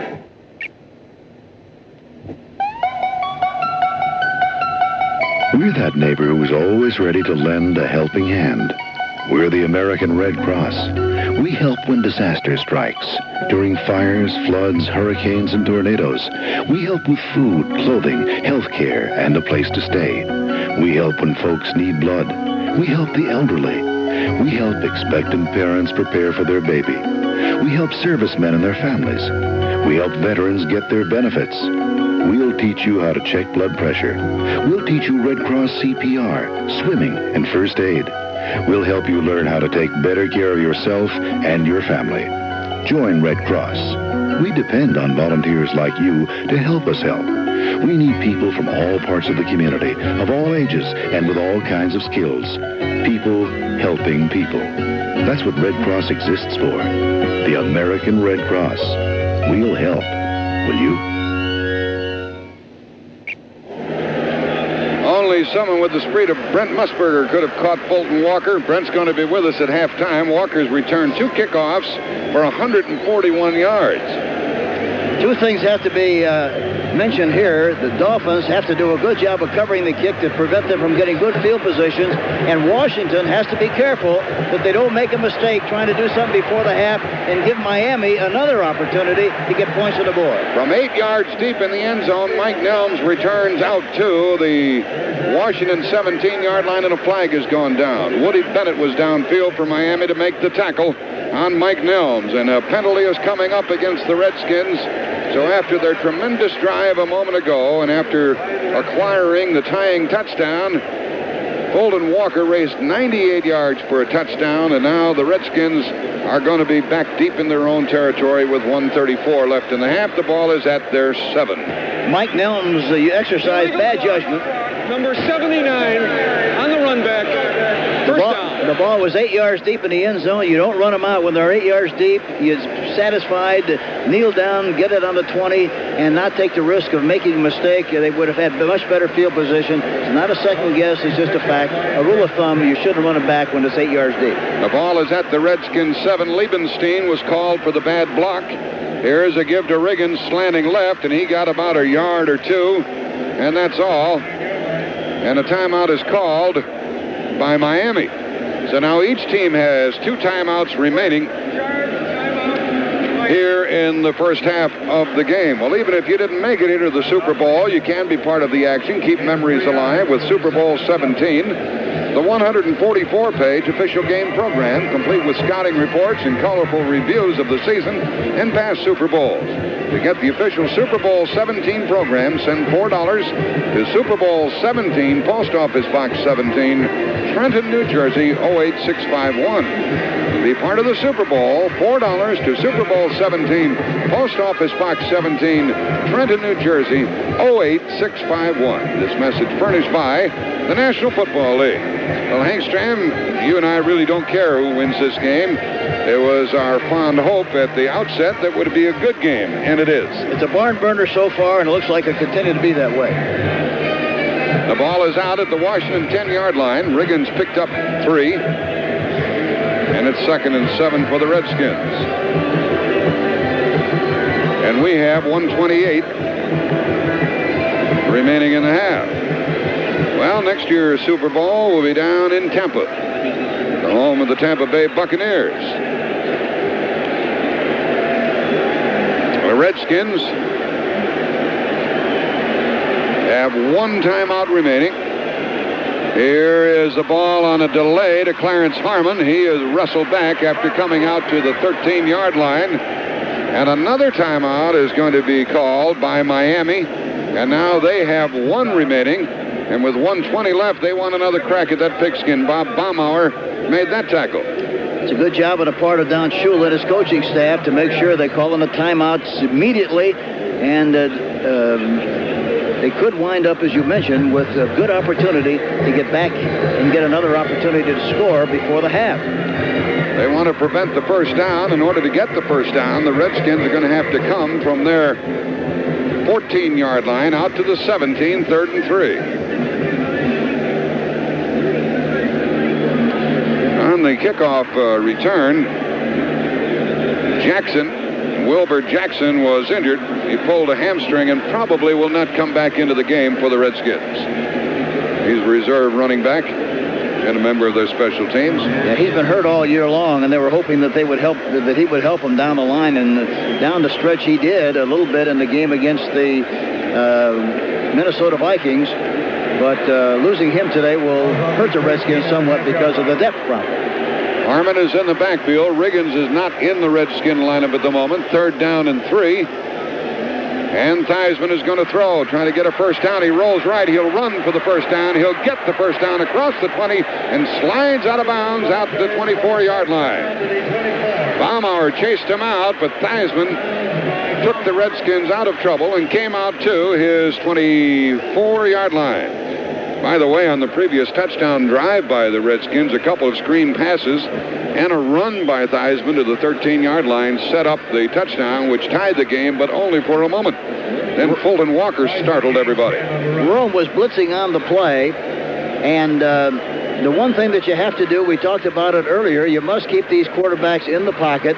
So far, they haven't been able to keep and contain Joe Theismann. Now, Theismann and the Redskins can just run out at the clock if that's their desire, but they're going to try to get something as Theismann sets up to throw. Throws to the left, and it's caught inside the 30-yard line. Hauled in by Down Warren. He was popped by Kozlowski, the extra back, and a gain of only 4 yards on the pass play. It's so important. You have to make something happen on early downs to keep Miami from being in the 6 defensive back scheme. Of course, now with just 50 seconds left in the first half, they're going to have the 6 defensive backs, and they're very difficult to throw against. 17-10, Miami leading. Now we're down to 40 seconds left in the half. Nick Giaquinto and Clarence Harmon are in the backfield. Theismann's going to throw again, and he runs out of the pocket, throws long down the middle, and interference at the 40-yard line. He threw downfield to Giaquinto, and Lyle Blackwood rammed into him at the Miami 40-yard line, 41-yard line. Interference against the Dolphins. Pass interference, number 42, defense, first down. No question about the call, no question about the violation. Lyle Blackwood, 42, hit him way before the ball. He had a chance to catch the ball. The ball was in the air. Good call on the part of the official. The ball is at the Miami 42-yard line, and there are 30 seconds left in the half. The Redskins have 1 timeout remaining, and so do the Dolphins. And the Redskins, who were back at their 7, are now at the Miami 42. Harmon is still in their lineup. Giaquinto in motion. And Theismann with a pass play on first down. He rolls right and stops and now throws down the sideline. Caught by Charlie Brown at the 25. Squirms to the 20. He is down at the 16-yard line, and we have only 16, 15, 14 seconds left in the half, and a timeout called by Washington. Lyle Blackwood made that tackle on Charlie Brown. And again, the Miami defense has not been able to keep Theismann in the pocket. Another rollout. He could have run for a sizable gain, or he threw the ball, decided to throw it at the last second, throws it to Charlie Brown downfield, who makes a beautiful run and almost escaped. Missed the tackle by Brzezinski, was finally knocked out of bounds by Blackwood, but a beautiful play by Charlie Brown. We have to set the situation here. The Redskins have no more timeouts. They have 14 seconds. They trail 17-10, and they have the ball at the Miami 16-yard line. Now, they could try to throw the pass into the end zone for a touchdown, but if they throw a pass that's complete outside of the end zone, fail to get the touchdown, they will not be able to get that field goal unit on the field. How long does that take, Hank? It takes at least 17 seconds. 17 seconds, and they'd be out of business because they only have 14 left. So they've got to get a pass play or a play out of bounds to stop the clock or score the touchdown, and I'll be darned if they don't have a chance to do just that. They're trailing 17-10, and the Redskins have a first down at the Miami 16-yard line. Mark Mosley is along the sideline. He's already kicked 1 field goal. But the Redskins have got to make certain that this next play is either a touchdown or it stops the clock. I'm sure they're going to throw it in the end zone. That's what I would do. There's 14 seconds. I would take a couple of shots into the end zone. If it's not there, then throw it out of the end zone. You might get a break with a pass interference and get possession close, but that's what I would do. I would throw it into the end zone area. Theismann under center. He's back to throw. He rolls left. He has time. End zone pass, and it is... Now it's caught outside the 5-yard line. It is taken down by Alvin Garrett, and now the clock's going to kill him. They blew it. Time is over. They blew it. Alvin Garrett caught the ball at the 6, and the time ran out, and the Redskins squandered at least 3 points. They didn't throw the ball into the end zone, and that's a head shaker, Hank. It really is, because in that situation, you can't take a chance. You must say, I'm going to take a shot in the end zone. If I get it, fine, but I'm always going to go back to the 3-point possibility with a great kicker like Mosley. They blew it. They didn't do a good job with the time situation like it was, and for that reason, they pay, and it could make the difference in the outcome of this game. I like the way you say they blew it. Say it again. They blew it. Well, time has run out, and the gun is sounded, ending the first half of football with the score. The Miami Dolphins 17. It's been terrific. The Washington Redskins 10. If you could use a good job both this summer and next, we know where you can make over $1,100 for just 8 weeks. Much of the work is out of town, but don't worry. Travel, food, and lodging are all paid for, and you'll be back in plenty of time for school. We'll work you hard for those 8 weeks, but when you come home, you'll be $1,100 richer and $1,100 prouder. And your second summer, you'll get to learn an interesting job skill, like electronics or diesel repair. More than a good summer job the next couple of summers, the Army Reserve can help you earn a nice extra income all year long. And it doesn't conflict with school. Interested? Call your Army Reserve recruiter today and reserve yourself a good job for this summer.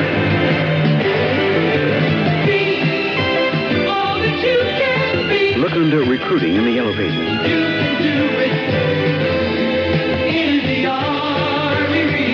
Paid for by the Army Reserve.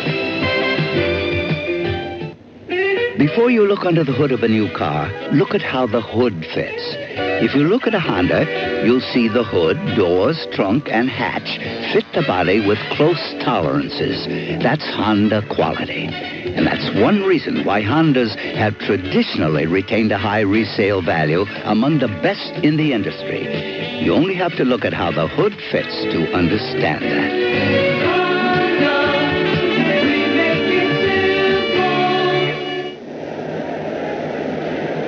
Folks, this has been a fun first half in Super Bowl XVII. More scoring than most people thought. The Miami Dolphins lead by the score of 17-10, and they were the first to score. Jimmy Cephalo broke loose along the sideline. David Woodley, with 8 minutes left in the first quarter, faked a short pass and then aired it out. Cephalo caught it and raced 76 yards for a touchdown. We've had some big scoring plays in this game. And then after David Woodley fumbled, he was hit by Dexter Manley, and Dave Butts recovered at the Miami 46. And after the first quarter, it ended with the score 7-0 in favor of Miami. A field goal of 31 yards came off the toe of Mark Mosley, making it 7-3 with 14:39 remaining in the half. And then the Dolphins kept the ball for 8 minutes and 39 seconds. They started from their own 47 as a result of a fine kickoff return by Fulton Walker, whose name was to come up again later in the game. Miami got a field goal out of that drive and led 10-3 with exactly 6 minutes left in the half. A 5-yard touchdown pass with less than 2 minutes remaining to Alvin Garrett tied the game, what with the extra point by Mosley. And lo and behold, on the ensuing kickoff, 98 yards, Fulton Walker scored. Miami regained the lead 17-10. That's what it is now. A kickoff and then a penalty, and the Redskins found themselves back at the 7-yard line, their own 7. With the aid of an interference call against Lyle Blackwood, they went to the Miami 42. Theismann passed to Charlie Brown. He went to the 16. Theismann then passed to Alvin Garrett. He was tackled inbounds at the 6-yard line, and the clock ran out. So instead of throwing the ball away or throwing it into the end zone or kicking the field goal when they had the opportunity, the Redskins squandered at least 3 points and trailed by 7 at the half. We'll be back with Brent Musburger in just one moment. If you think you can't afford that used car or truck you've been wanting, stop worrying. Come in and talk, because Marsh Allman Chevrolet is taking charge. The Marsh Allman salespeople are waiting to tackle your car buying problem with great low prices. See Hallman's huge selection of used cars and trucks. You see, it takes experience to meet the public's car buying needs, and Marsh Allman has been serving satisfied customers for over 20 years. you'll be sure of getting the used car or truck you need at a price you can afford with a reasonable payment plan. And at Marsh Holman's, you'll get the kind of follow-up service that makes all the difference. Take in charge for 83. It's Marsh Holman Chevrolet, Central Avenue, corner Everett Road, Albany, where more people buy and lease for less. And remember, Marsh Holman Chevrolet services all Cadillacs.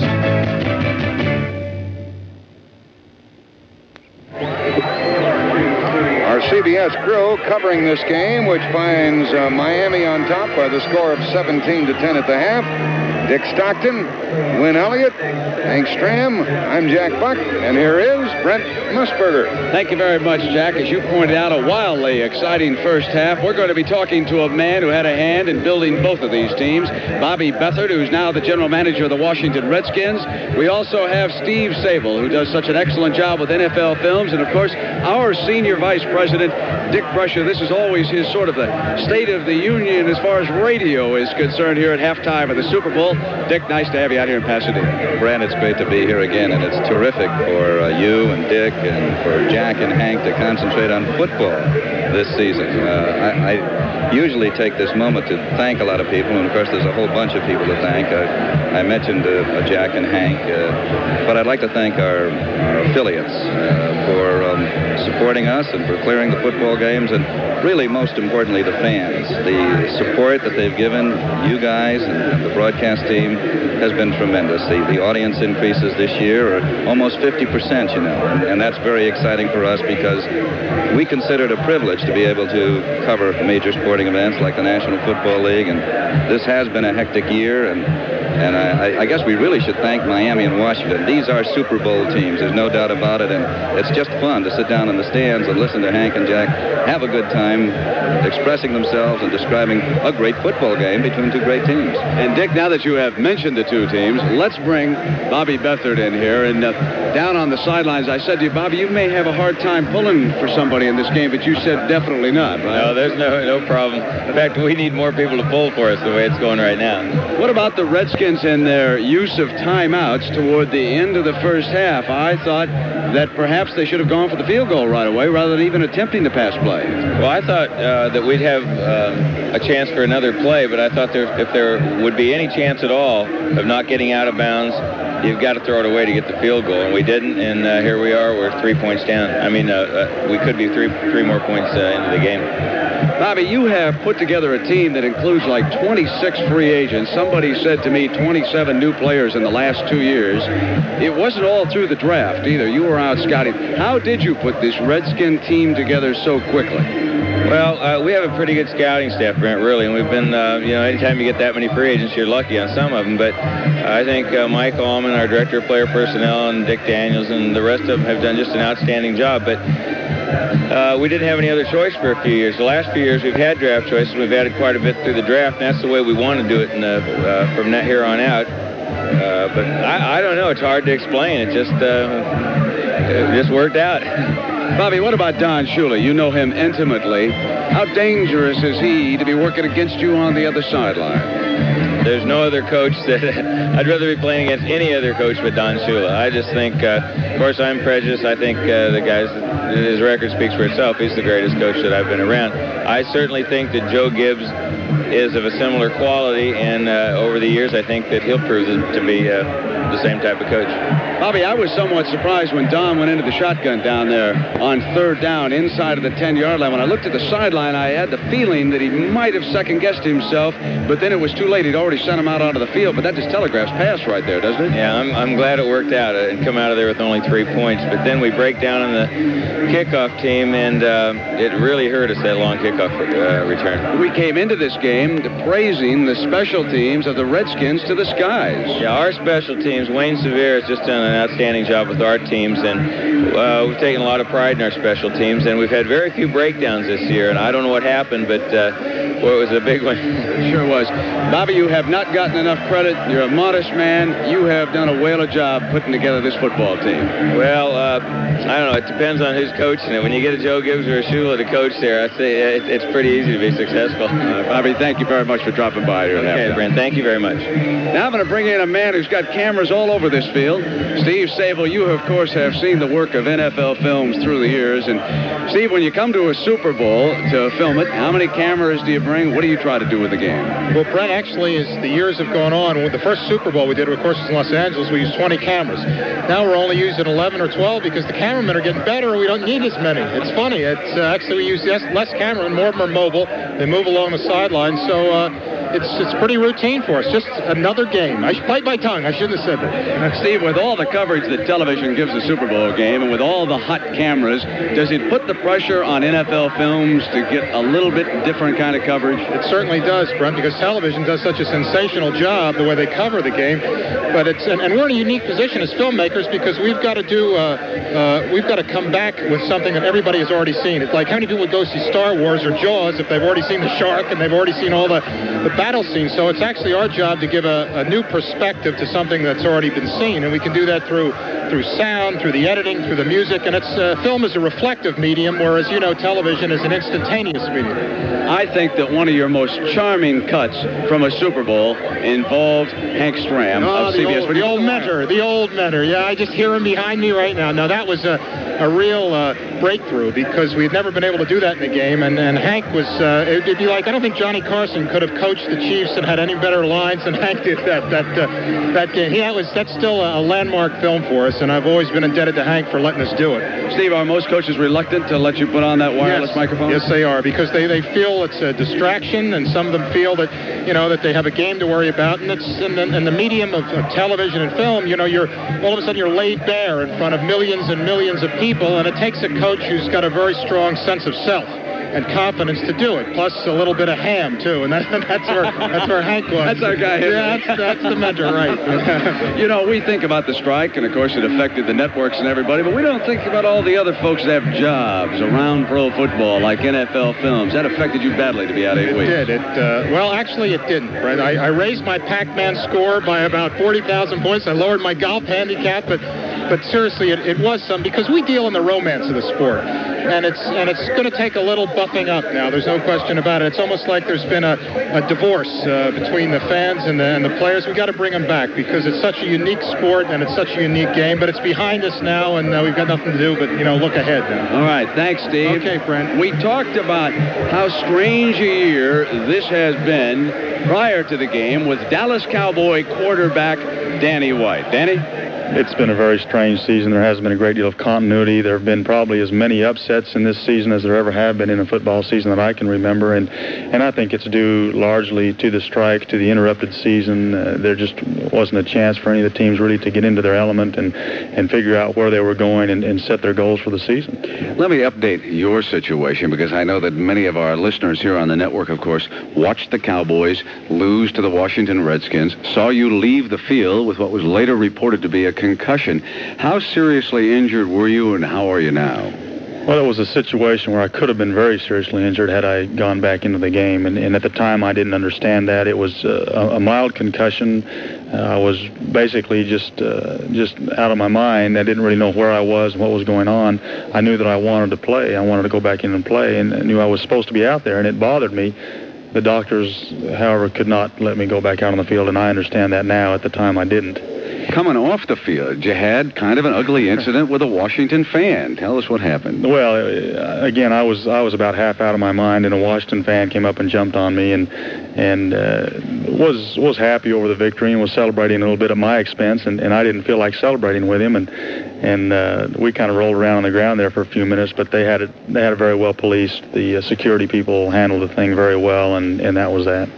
Danny, tell us about the youngster Gary Hogenboom. Is he a threat to your starting status down in Dallas? Is there now a rivalry for the quarterback spot? How do you look at it? Well, there's certainly not a rivalry. There's always a threat. You always have young players coming up that are going to challenge you for your job, and that's the only way I would have it. It would be detrimental to the team. It wouldn't be fair to me or the team if I were to go into training camp with the knowledge that I was going to be the starting quarterback. You welcome challenges. They're not pleasant sometimes, but they do nothing but make you better. Gary's a great competitor, as is Glenn Carano. We have 3 outstanding quarterbacks on our football team, and we're very fortunate that it is that way. And And I know that if something happens to me, Gary or Glenn can either one come in and do the job. And so it's a good situation, and it'll be a very challenging situation, and we'll battle for the job at training camp, and whoever can do the best job will come out the starter. If we take a look at the championship game, of course, it was played in Washington. The Cowboys now have lost 3 in a row, all on the road. Philadelphia, San Francisco, and now Washington. And I guess the home field really means something to a team in the midst of a championship game. Well, it really does. I think we came to realize that at the end of the year this year in our playoffs, we had great support from our fans in Texas Stadium. And so it was somewhat a shame to have to go up to Washington to play that final game. And that was our goal all year, basically, was to win the division and then to go into the playoffs with a home field advantage, which we failed to accomplish. This was the first year in the 3 years that I've been with the Cowboys that we failed to accomplish the goals that we set as a team going into training camp. And so it's time now to regroup and reestablish where we want to go next year, and hopefully we'll be able to play that NFC Championship game in Texas Stadium. Danny White of the Dallas Cowboys, thank you. Thank you, Brent. All right, now I'm back here at halftime. Very entertaining Super Bowl game. Miami leading Washington 17-10. The coach, Hank Stram, is here. And Hank, I'm sure that Joe Theismann and Joe Gibbs would love to have the last few seconds of that first half back so they could go for a field goal. I was very surprised they did what they did, Brent. I thought that they had 14 seconds, no timeouts. I thought the thing to do was to get back in the pocket, not roll, because that takes an awful lot of time too, and it restricts the area with which you throw. It would have been much wiser for them to go back into the pocket, take a shot into the end zone. If it wasn't there, throw it out of bounds, throw it out of the end zone, stop the clock, line up and kick the field goal. Or had they thrown it sooner, they might have been able to get 2 shots into the end zone and then kick the field goal had they not made it. But to roll out, throw the ball short, and run out of time and not provide your team with an opportunity to get at least 3 points, it could be the deciding factor in the outcome of this game. Exactly, Hank. We're going to go through the first half now. The first play was a big one, and it was David Woodley back to pass. Here's Jeff. And on 2nd and 6, motion by Hardy, the tight end, and a pass play and it's right open down the sideline, and this may be a touchdown for Cephalo to the 30, 25, 20, 15, 10. Touchdown, Miami! On a pass to Cephalo, Tony Peters tried to catch him and couldn't, and Cephalo just slipped by the cornerback, Jarris White. Peters came over to try to help out. Miami strikes first. You know, Hank, the Cowboys all told me to a man that you can throw and throw on the sideline against the Washington Redskins, and that's what they did, that the corners are so conscious of the middle that they give you the sideline. In that particular case, Brent, they were in double zone, and which meant that Jarris White was taking a short area. He did not get a bump on Cephalo. Peters is supposed to take the deep outside. He was slow because of the pump. He did not get the deep outside half of the field. For that reason, he didn't get to Cephalo soon enough, ran right by him, blew the play, and he went all the way for the touchdown, and that's what happened. It was nothing wrong with the coverage. They had double coverage. The execution of the play was bad. Now, Miami seemed to take command. Woodley had the Dolphins on the drive again. Pass play by Woodley on first down. He's hit. Fumble. Loose ball. Washington should get it. Washington does get the ball at the Miami 46-yard line. Didn't you have a feeling that sort of stopped Miami's drive right there, Hank, and turned the game back around a little bit? It did. It changed the personality of the game tremendously, because at that stage of the game, no question about it, the Miami Dolphins were dominating the line of scrimmage. They were exercising more variety than Washington, doing a variety of things and doing them very well to keep the defense off balance. But that turned it around and gave the impetus back to the Washington Redskins. Now, the Redskins get a field goal. Then Joe Theismann and the Skins go on an 80-yard march after Miami's field goal. On 3rd and 2, Theismann throws in zone. Touchdown! Theismann lofted it into the end zone for Alvin Garrett. And a touchdown. And with the extra point, Washington will tie it. He beat Gerald Small down there in the corner. Very interesting play, Hank, because I felt that Joe Theismann hit the Dolphin defense on the move. They weren't set that time. They were in a short coverage, bump and run, and he threw the ball beautifully from the pocket, took a 3-step drop, threw it right over the top of the defensive back, Small, and got the ball right on the money outside. You got to throw that kind of a ball to the outside shoulder. He did it exactly that way, and for that reason, it was a successful play and a touchdown for the Washington Redskins. Now we're all tied, and here comes the kickoff, and Fulton Walker's back deep. He thumps it high, and Fulton Walker settles under it, takes it on the 2. Out to the 5, to the 10. Out to the 15, to the 20. 25, 30. 35, 40. He may score! 30-yard line. 25, 20, 10. Touchdown, Miami! How many times, Hank Stram, as a coach, did you tell those players to stay in their alleys when they're coming down on the kickoff? It's so difficult, especially mentally, after you just got back into the game. You did a good job offensively, and if you're not careful, you have a tendency to relax just a fraction, and when you relax just enough, this is what happens to you. Jeff Hayes had a chance to make an open field tackle. He has not done that very well, never will do it very well, and he didn't do it in that particular situation. They didn't have much of a chance, and he goes all the way, 98 yards, set a Super Bowl record from a kickoff return standpoint, and they go ahead at that stage. Take a deep breath and get ready for the second half, Coach. We're all set. All right. Now I'm going to bring in the commissioner of the National Football League, who has been enjoying the proceedings here, Pete Rozelle. And what should I say, Rozelle, weather today after all of those negative predictions throughout the week? He looked kindly down on us. There's no question about it, Brent. After all the rain and so forth, it's a beautiful day. Commissioner, does a game like this shake off a lot of the negative baggage that we came into the Super Bowl with? And I'm speaking specifically of the strike, the PBS documentary, the trouble with the Raiders coming from Oakland to L.A. What does this do for you now?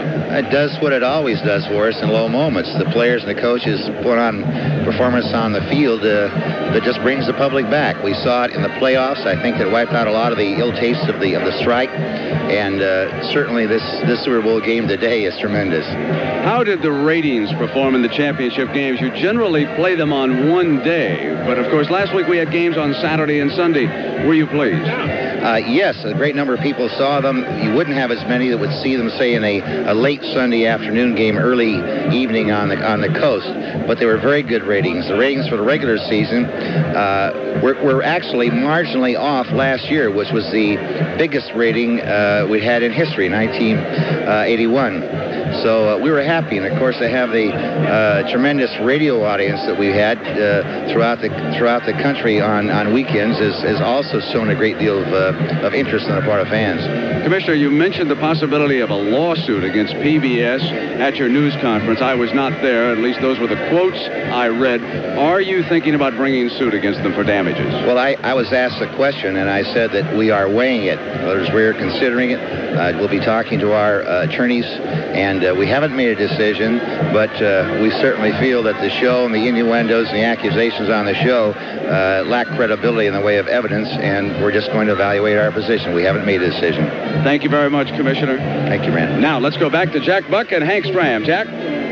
Thank you, Brent, and you really kept the halftime moving. We enjoyed hearing from your guests. Meanwhile, this big crowd at the Rose Bowl here in Pasadena had a lot of fun, and when they were a part of the halftime entertainment with the different colored cards that they held up. And Hank Stram, I got a kick out of the fact that former President Jimmy Carter, who is here, was just like an ordinary fan with those different colored cards, cooperating, having fun, joining in to the spirit and the festivities going on here today.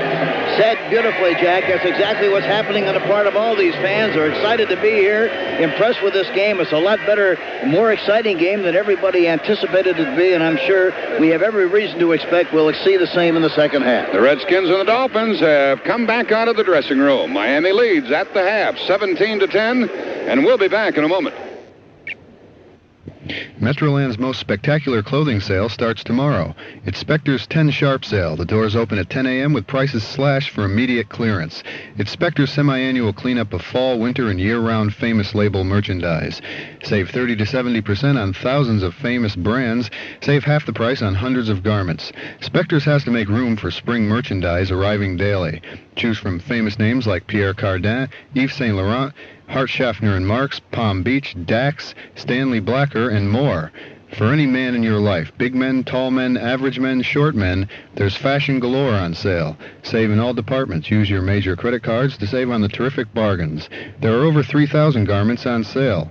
Spector's, 233 Central Avenue, Albany. Monday through Friday, shop 10 till 9, Saturday till 5:30. This is your chance to really clean up with bargains during Spector's semi-annual cleanup sale. Don't miss it. Hurry in now for the best bargains in town. WQBK Talk Radio.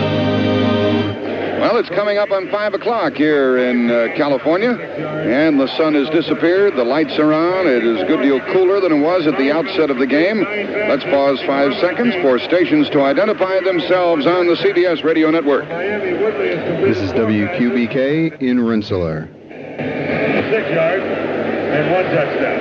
Hank Stram, before we look at the stats of the first half, the intermission was 25 minutes in length. Will that have an effect on the players when they start the second half? You can't let it have any effect on the players as a coach. You have to understand that this is extravaganza. This is a game, a happening, and you have to accept what happens and say in a positive way, don't let it worry you. We've got to still play in the second half. That's what's going to win or lose a football game. Don't worry about how long the half was. Just play football.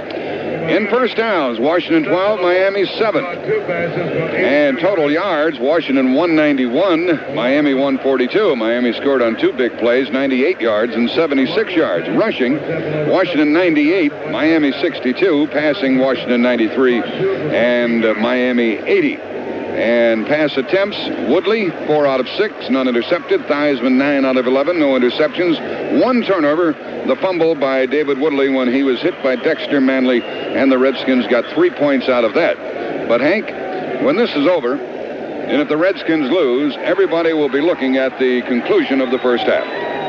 That was really a tough thing to do in a big game like this. And I said it before the play started. The smart thing would have been to go back into the pocket because that doesn't take nearly as much time as it does to roll right or left. That would have been a time to throw the ball into the end zone, take a shot. If you didn't make it, throw it out of the end zone. Make sure you provided yourself with an opportunity to maybe run another play, another shot in the end zone, stop the clock, and then kick the field goal. But don't take away the chance to get 3 points. They rolled left, threw the ball short, no chance, ran out of time, and that could be a big play and the deciding issue in this game before it's all over with. The kickoff will be forthcoming from Uwe von Schaumann, who's been kicking extremely well, to Mike Nelms, and Nelms could give the Redskins a lift. Now, if Washington, trailing 17 to 10, falls behind 24-10, and it doesn't make sense to keep giving the ball to Riggins, they'll be in trouble, won't they? They will, because they get out of their pattern, they get out of their rhythm. This is not what they want to do. They want to run the ball first, and in the fourth quarter, do a good job of keeping possession because Riggins gets stronger and stronger as he goes along. This is an important play right here, this kickoff return. It's rather short, and it's going to be taken by one of the up men, and it is by Wansley, the fullback, and he is tackled after crossing the 25-yard line. He failed to get to the 30. On both kickoff returns prior to now, the Redskins have been penalized, and a flag was thrown late on that kick return, which came out to the 28, and Eddie Hill of the Dolphins made the tackle. Here's a penalty against Miami. Face mask, I think. So instead of being at the 28, the Redskins will be further upfield. A Miami penalty.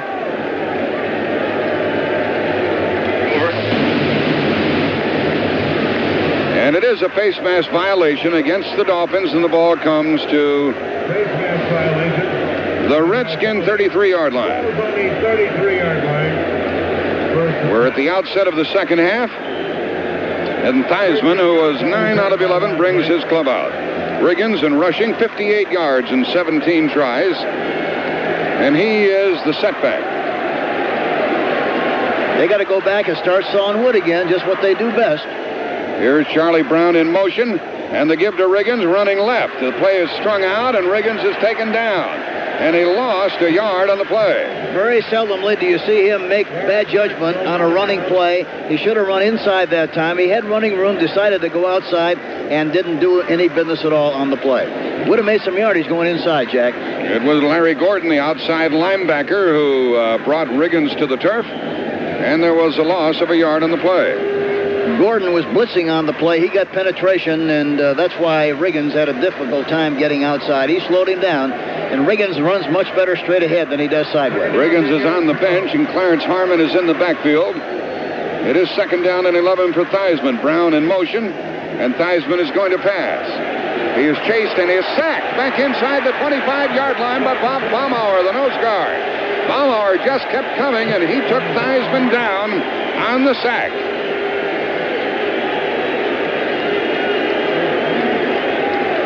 that was a matchup that I talked about earlier in the game. Bostic has to do a good job on Baumauer. That time he got through the seam, beat Bostic on the play, and got in and got penetration, and threw Theismann for a loss on the passing play. Lost 9, making it 3rd down and 20. The 3rd sack of Theismann in the game. And the ball is back at the 22-yard line of the Redskins. Giaquinto in motion, and Theismann with a pass. He needs 20 yards, steps up and sings it down the middle, incomplete. Out around the 40-yard line, into heavy coverage. He tried to get the ball to Charlie Brown, and covering on the play and slow and getting up is Don McNeil, the right cornerback of the Dolphins, and he is injured. And the incompleted passes stopped the clock. We played just about a minute here in the 3rd quarter, and the Redskins are going to have to punt. But of prime concern now is the condition of Don McNeil, the cornerback who was covering on that last pass play. His backup, by the way, is William Judson, who has not had much playing time this year. Hayes has punted twice with a 47-yard average. Well, we have a timeout. With a score 17-10, Miami. Let us take timeout. The average car may be getting smaller, but the average American is getting taller. That's why the small, efficient Buick Skyhawk doesn't forget Buick's biggest fans. With an optional 1.8-liter engine, it offers an EPA estimated MPG of 28. Use estimated MPG for comparisons. Actual mileage may be different. But inside, there's luxury and room for even those with above-average dimensions. The 1983 Buick Skyhawk. Like a lot of people, you'll fit right in. Hi, this is Jack Buck for SK Tools, the do-it-yourselfer's best friend around the house and around the car. Whether you're changing a spark plug, installing a kitchen sink, or repairing that household appliance, there's a quality SK tool designed to make your job a lot easier, no matter what you're fixing. So before you begin the next project, stop by your automotive parts, hardware, or local retail store and ask for SK by name. Move up to SK, the tools built for a lifetime. Well, the Redskins, who took the second half kickoff, have failed to do anything with it, and they're about to punt for the 3rd time. And back to get it is Tom Vigorito. Jeff Hayes will do the honors. Vigorito has returned 1 punt for 8 yards in this game. Redskins needed a lift with a good offensive surge. On and off before the game, we heard about Riggins having a groin problem. And he's been in and out of the lineup a little bit today, so perhaps he is not full speed. I think he's been out of the lineup only because of the passing situation. I don't think there's anything wrong with him physically. And Jeff Hayes has to pump one out of there and get a good kick here. And the defense has to hang tough and make something happen. We await the snap to Hayes. It's high. He handles it, and he kicks it. He booms it high. Should be well covered. Vigorito, a fair catch. Flag is down. Vigorito took the ball on the Miami 47. A little scuffle breaks out along the sideline. And we'll have to deal with the flag after Vigorito returned the punt on a fair catch to the 47-yard line of Miami. Now they talk it over. That really wasn't a very good kick at that time on the part of Jeff Hayes. Actually, it's a 30-yard kick. Nothing like he was kicking in the first half, and also the way he kicked in a pregame warm-up. Jerry Markbright, the referee, talks it over with the back judge. Back judge threw the flag. That's Dick Hantak. And we have an illegal block coming up against Miami, so they'll not start from their 47. On the kick return, it is an illegal block, and the Dolphins will be backed up. Evidently a block below the waist, clipped. Major penalty, 15 yards. Back to the Miami 31. Illegal block below the waist. Number 41 on the run back. First down.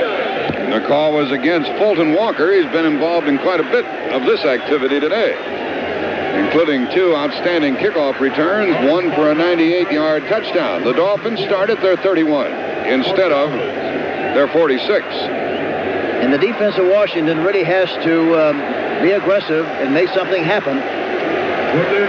David Woodley is under center. Franklin and Tony Nathan in the I formation.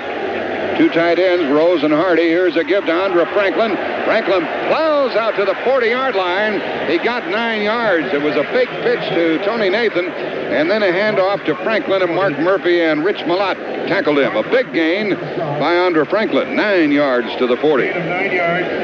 And Miami continues to run the ball extremely well on 1st and 10.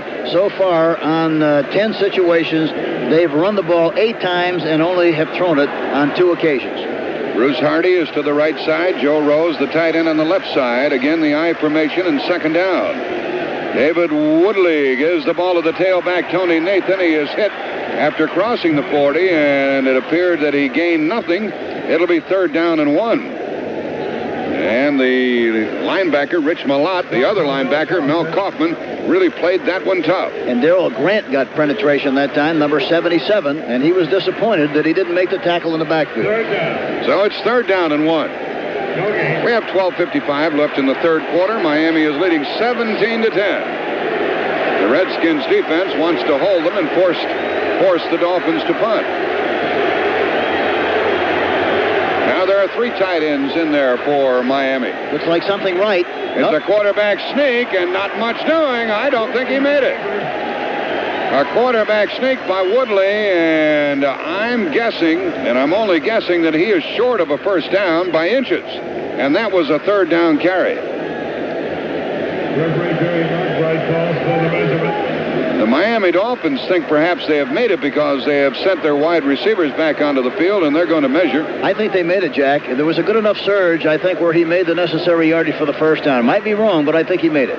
It's going to be very close. And he made the 1st down by inches. So Miami gets to keep the ball at their own 41.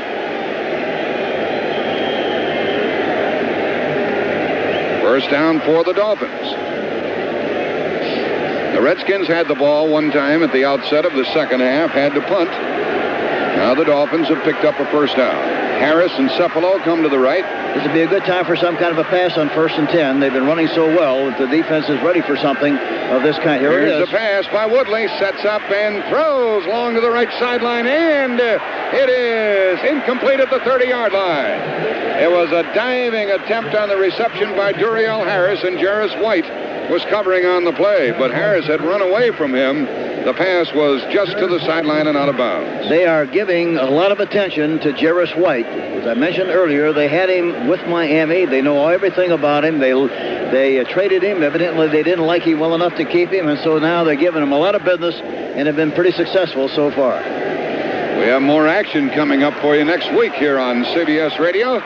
Meanwhile, we deal with a heck of a Super Bowl game. 17-10, Miami leading. 2nd and 10, Dolphins at their own 41. And the running play to Andra Franklin. His run is good for 4 yards. He came to the 45. That'll make it 3rd and 6. 12 minutes left in the 3rd quarter. Mel Kaufman, the tackler. 3rd down coming up. Lavender goes in as a 5th defensive back, and so does Monty Coleman, number 51, who is an excellent linebacker. And they like to blitz Coleman in a spot like this. 3rd and 6 for the Dolphins. Harris goes left, Cepolo right. Tight end is Joe Rose on the right side. Franklin is out. Nathan is the running back, and a pass by Woodley over the middle, and incomplete. Incomplete to Joe Rose, the tight end. Jarris White was covering on the play, and that one came within an eyelash of really clicking. But they got enough pressure up the middle with Butts and also Dexter Manley. Had he been able to wait just a little longer, he would have been able to hit him right on the money. He threw it because they had to get rid of the football or else he would have gotten a shot, and for that reason it went over the top and falls incomplete. Good defensive play by the Washington Redskins. Tommy Oroz is punting for the 2nd time in the game. He's out of Ohio State, and Mike Nelms is back at the 15. He's only had 1 fair catch in his entire career, and he's a bunch of trouble back there. Oroz checks the rush and then kicks the ball, and Nelms comes up and takes it on the 23, 25, 30, 35. He's down at the Washington 36 with a spirited return. 11:17 left in the 3rd quarter. Charles Bowser was the tackler for Miami. Well, the Redskins get the ball for the 2nd time in the second half. Miami leads 17-10, and we'll be back in just a moment. What's new, what's now, what's right today? America's cars from Chevrolet. We're taking charge. What's new? Come in and see. We're taking charge. At your Chevy dealer, Marsh Holman Chevrolet. What's new, what's now, what's right today? USA 1, that's Chevrolet. We're taking charge. Marsh Holman invites you to come in and see the new Chevy line for '83. Citations, celebrities, pickups, blazers. Just part of the best line of Chevrolet cars and trucks ever built. And you can't do better than Marsh Holman Chevrolet, where volume buying means lower prices. See the '83s at Marsh Holman Chevrolet, where more people buy and lease for less. And remember, Marsh Holman services all Cadillacs. We're taking charge. What's new? Come in and see. We're taking charge. At Marsh Holman Chevrolet, Central Avenue, corner Everett Road, Albany. What's new, what's now, what's right today? USA 1, that's Chevrolet. We're taking charge. At Marsh Holman Chevrolet. I don't know if anybody gets better fan support than the Washington Redskins, and their rooters here in the Rose Bowl in Pasadena are whooping and hollering, trying to get their Redskins going. Washington starts from their own 36 first down, trailing 17-10. Today's broadcast is being carried by the Armed Forces Radio Network, and we extend a special hello to the ladies and gentlemen in military service stations around the world and listening to our broadcast. You can join Hank Stram and me on the CBS microphones for the finale of the NFL season, the AFC-NFC Pro Bowl in Honolulu next Sunday. We'll bring you all the excitement and the color of this all-star game. It starts at 3:50 Eastern Time next Sunday, February 6th from Honolulu in Aloha Stadium. First down, Redskins. Motion by Charlie Brown. Pass play by Theismann. Chased out of the pocket. He screens it to the right to Don Warren. He's out to the 43-yard line with a big gain of 7 yards on the screen before Brudzinski tackled him. Bob Brudzinski makes the stop. Screen good for 7 yards. The Redskins' attack, Hank, has been one which has attempted to keep Miami at home defensively. They've run reverses and screens and draws and all the things they can to keep them honest. They have to do that because they respond so well to what they see initially that you have to keep them honest and keep them at home. Second down and 3 for the Redskins from their 43-yard line with Riggins in the backfield. Here's a give to Big John over the right side, and he gets a first down. He's out to the 47-yard line. Riggins slammed over there and came out to the 47 before Doug Betters tackled him. First down, Washington, and that should give them a lift. We have 10-10 left in the third quarter. Even when they know that Riggins is going to carry the ball, or they're 90% sure, Big John gets it done. It's very obvious that the Washington line does a better job of run blocking than they do pass protection for the season. The Redskins were sacked 30 times. Brown in motion, and Theismann on first down gives to Riggins. Here's a reverse. Garrett carrying the ball. He's wide open. 40, 35, 30, 20, 10-yard line and out of bounds. Gerald Small pushed him out, but the reverse to Alvin Garrett makes it first and goal. First and goal at the Miami 9-yard line. 44 yards on the reverse. Boy, I love to see that kind of football. That was a great-looking play. Excellent call by the coaching staff, specifically Joe Gibb. But Theismann gives the ball to Riggins. Riggins gives it to Garrett, coming around the other side. And they got penetration up the field on Gordon. Gordon was... Here we go with the running play to Riggins. Riggins starting from the 9, got about a yard and a half. Glenn Blackwood came up from the secondary and tackled him. That was a pretty play, wasn't it? Beautiful play. Just like you draw it up on a blackboard. And as I mentioned, Gordon, number 50, was blitzing on the play. Came up the field. They ran right inside of him, and Theismann was out there trying to throw a block. The Redskins are knocking at the door, trying to get the tying touchdown. The ball is inside the Miami 8-yard line, and it's second and goal. Clarence Harmon is in the backfield now, and Riggins is out. Giaquinto also checks in for the Redskins. And on second down, Theismann to pass, looks, end zone pass, and it is caught outside the end zone, and the tackle made immediately on the tight end, Don Warren at the 3. Ernie Roan tackled him. So Roan was able to stay with the tight end and make the tackle at the 3, 3rd and goal. One thing about those Miami backs and linebackers, boy, they're always around the receivers. They catch the ball and bang, you get hit.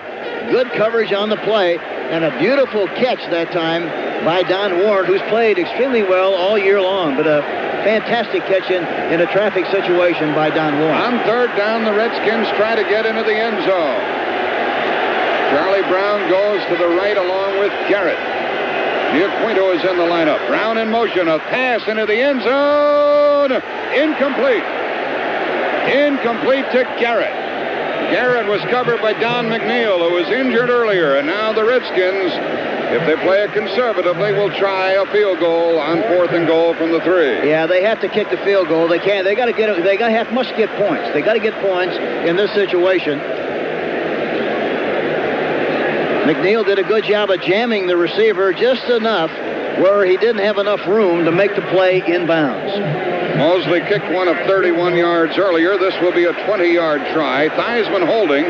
He gets the ball down. The kick is up, and it is good. And so the lead by the Dolphins is now 4 points. The score is 17-13 with 8:09 left in the third quarter. So the kickoff went to the Washington 28. They had to punt. The Dolphins punted it back, and the Redskins got the field goal. 17-13 Miami. We'll be back in just a moment. Metroland's most spectacular clothing sale starts tomorrow. It's Spector's 10 Sharp Sale. The doors open at 10 a.m. with prices slashed for immediate clearance. It's Spector's semi-annual cleanup of fall, winter, and year-round famous label merchandise. Save 30 to 70% on thousands of famous brands. Save half the price on hundreds of garments. Spector's has to make room for spring merchandise arriving daily. Choose from famous names like Pierre Cardin, Yves Saint Laurent, Hart Schaffner and Marks, Palm Beach, Dax, Stanley Blacker, and more. For any man in your life, big men, tall men, average men, short men, there's fashion galore on sale. Save in all departments. Use your major credit cards to save on the terrific bargains. There are over 3,000 garments on sale. Spector's, 233 Central Avenue, Albany. Monday through Friday, shop 10 till 9. Saturday till 5:30. This is your chance to really clean up with bargains during Spector's semi-annual cleanup sale. Don't miss it. Hurry in now for the best bargains in town. WQBK Talk Radio. Well, the Redskins had better pay attention on this kick to Fulton Walker. Jeff Hayes will kick it off. Walker is returned two for 141 yards, including a 98-yard touchdown run. They're surely not going to try to kick the ball to him. I would think they try to kick it away from him, try to kick it in a corner someplace to make sure, and even, I would even be considering just kicking a knuckleball to make sure he doesn't get a big return. A sausage ball. That's right. The one could go either way for either corner. Hayes awaits the signal from the referee, Jerry Markbright. Washington kicking off from our right to our left. Hayes boots the ball, and he does kick a knuckleball. It's taken by one of the up men and fumbled, and Blackwood returns the ball across the 25 out near the 29-yard line. While Blackwood was the kick return man, and they did indeed prevent Fulton Walker from latching onto that kick. We have exactly 8 minutes left in the third quarter, and the Dolphins are at their 29-yard line. They had to punt the last time they had the ball. And you get the feeling that even though the Redskins are behind by 4, that they have the momentum right now, and the Dolphins have to do something to regain it. Miami has scored on 2 long plays, 76 yards and 98 yards. Aside from that, the Redskins have held them pretty well in check. Cephalo in motion. You might see a pass on first down. No, it's a delay to Tony Nathan, and Darrell Grant smacks him down for a loss on the play. Darrell Grant broke through, and on the delay, he took care of Tony Nathan and Howe. The Miami Dolphins have a tendency to go back and relate to certain formations for certain plays. They like to run the stutter draw from that formation. Very obviously, they've established a very strong tendency, and the Washington Redskins knew it, and they played it perfectly. Second down and 11. The ball is at the 28. of Miami. David Woodley has to get something going. A lot of room in front of Jarvis White here. There's a pass play to the right side, and it is broken up at the last minute by Jarvis White. He just did get there. He broke it up. It was intended for Turiel Harris. The linebacker helped make that play. He got good depth underneath. Talking about Coleman. He had to throw the ball over the top of Coleman. It took too long to get there, and that's why it wasn't complete. But the pass was a good pass because Jarvis White is playing very soft. And again, you can feel the pendulum swinging in favor of the Redskins, even though they're trailing by 4. Joe Lavender checks into the defensive backfield, and it's 3rd down and 11 for Miami from their own 28. Out of the shotgun, David Woodley. Motion by Rich Diana. Here's a pass play. The blitz, the pass is incomplete. Incomplete out at the 35. It was Tony Peters covering as they try to get it to Figueredo. And Miami has to punt again. Now Tony Peters plays it like a linebacker. He's tough to find in there, and he made the defensive play. And Coleman was blitzing. He likes to blitz, number 51. Again, he threw the ball before he actually wanted to, and the tide is turning. The momentum is changing. The emotional level is changing, and Washington has a good opportunity here if they have good field position, come away with field position, to do something offensively. Woodley is 0 for 4 in throwing in the second half. Here's the kick by Tom Oroz. And I would go after Oroz. I wouldn't let him stand back there and kick all the time. They're going after him, and it's not too hot a kick. Nelms comes up, takes it on the 36. He's to the 40. He is hit at the 45, and he's down near the 47-yard line of Washington. So they're in great shape to move the ball. They are trailing by 4 points with 7:04 left in the third quarter. Downfield was Vince Heflin, a good special teams player for Miami. That was only a 30-yard kick. With the score 17-13 Miami, and it's changing here. Let's take time out. For 80 years, Buick has had a love affair with the automobile, right down to today's state-of-the-art Century. With its very efficient form, it offers an EPA estimated MPG of 24. Use estimated MPG for comparisons. Actual mileage may be different. And in the best Buick tradition, Century has a remarkably luxurious passenger environment. 80 years of Buick went into the 83 Century. You see, Buick's love affair with the automobile isn't getting older. It's getting better. Spiffy apartment, Larry. Well, I'm a today kind of guy. I guess. What'd say I spin a little wax? That's a great idea. Tiffany? Yes, Larry? It's your eyes. There's so... Larry? Yes, Tiffany? It's your stereo. Huh? Call me when you get a Quasar. You know Quasar is the name to call for dependable quality products. Now, Quasar is the name for great savings. It's the Quasar Annual Fantastic Factory Sale, and it's going on now at your participating Quasar dealer. Well, darkness has settled onto the scene here at the Rose Bowl in Pasadena. The light shining brightly. John Riggins has carried 20 times, 64 yards, and now the Redskins are in a spot, Hank, to hammer it out if they have the ability to do so. And I think they have that ability. They just have to get right back to what they like to do best. Let the Hogs do the work. Blow them off the line of scrimmage and let Riggins run. Fred Dean has been playing along their offensive line at the right guard position, and he's in there now. First down at their own 48 for Washington. Theismann under center, Brown in motion, and the give to Riggins, and the fake reverse. Riggins keeps the ball, and he got about 2 yards on the play. Bob Brzezinski, the linebacker, tackled him.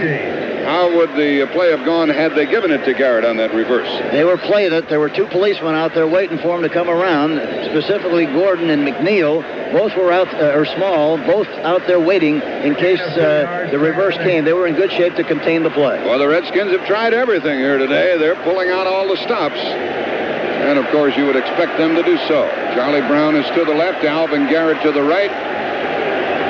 Second down and 8 from midfield. Here's a give to Riggins again, and he crosses into Miami territory to the 48, but it's going to be third and long, 3rd and 6 coming up. Ernie Rohn, the tackler.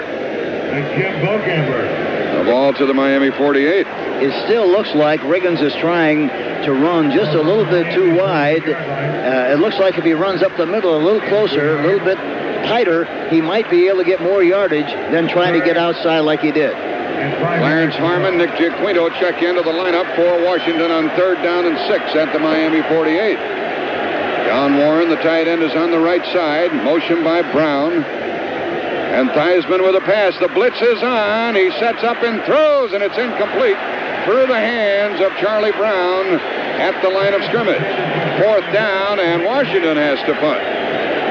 They put pretty good pressure on the blitz, and the pass was thrown incomplete. That time they had Gordon blitzing the right linebacker, number 50. He drilled the ball very hard, and there was no chance really to make the catch because the defensive player was right there, very close. Good coverage on the play. Good punt returner Tom Vigorito waits at his 10 for the kick from Jeff Hayes. This will be his 4th punt. He has averaged 41 yards per kick.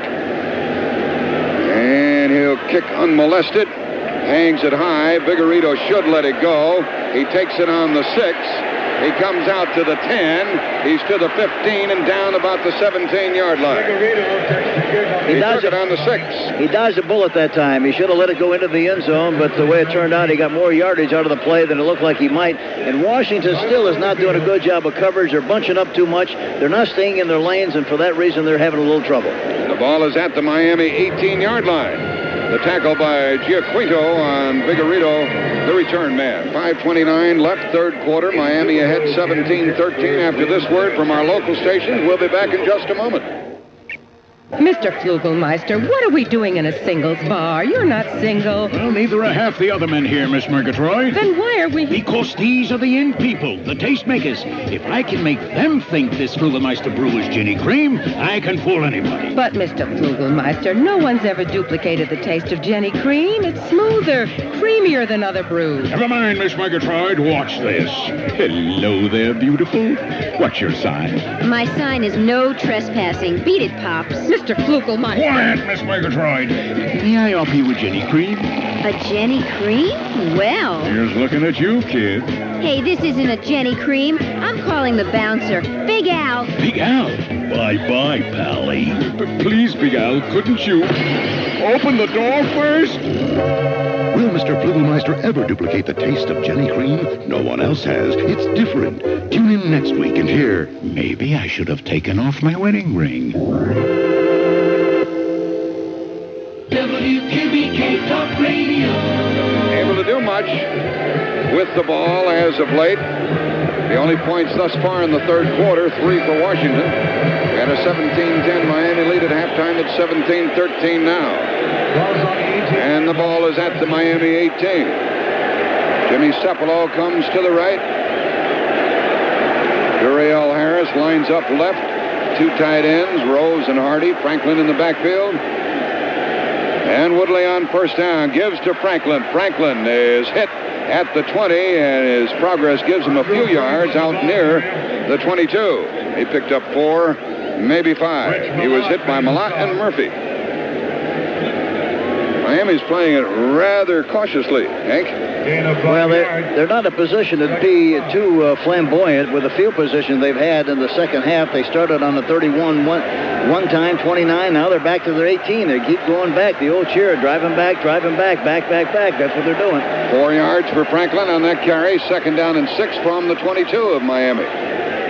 Here's Woodley giving to Franklin again. Nothing doing. He gained about a yard. And it'll be 3rd and long for Miami. And I insist, Hank, that even though their field position is nothing to brag about, they're not doing very much except pounding away, and they're not getting anything done. No, they just want to make sure they don't cough up the ball to Washington. They want to make sure they don't provide Washington with an opportunity to get good field position and at their expense, and so they're being very conservative. You're right, they're conservative, but they don't want to take a chance of losing the ball down here. But they are losing the punting battle. It's 3rd down and 5 for Miami.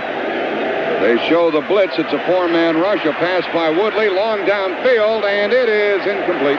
Down at the Washington 35-yard line. He aired it out, tried to get it to Duriel Harris.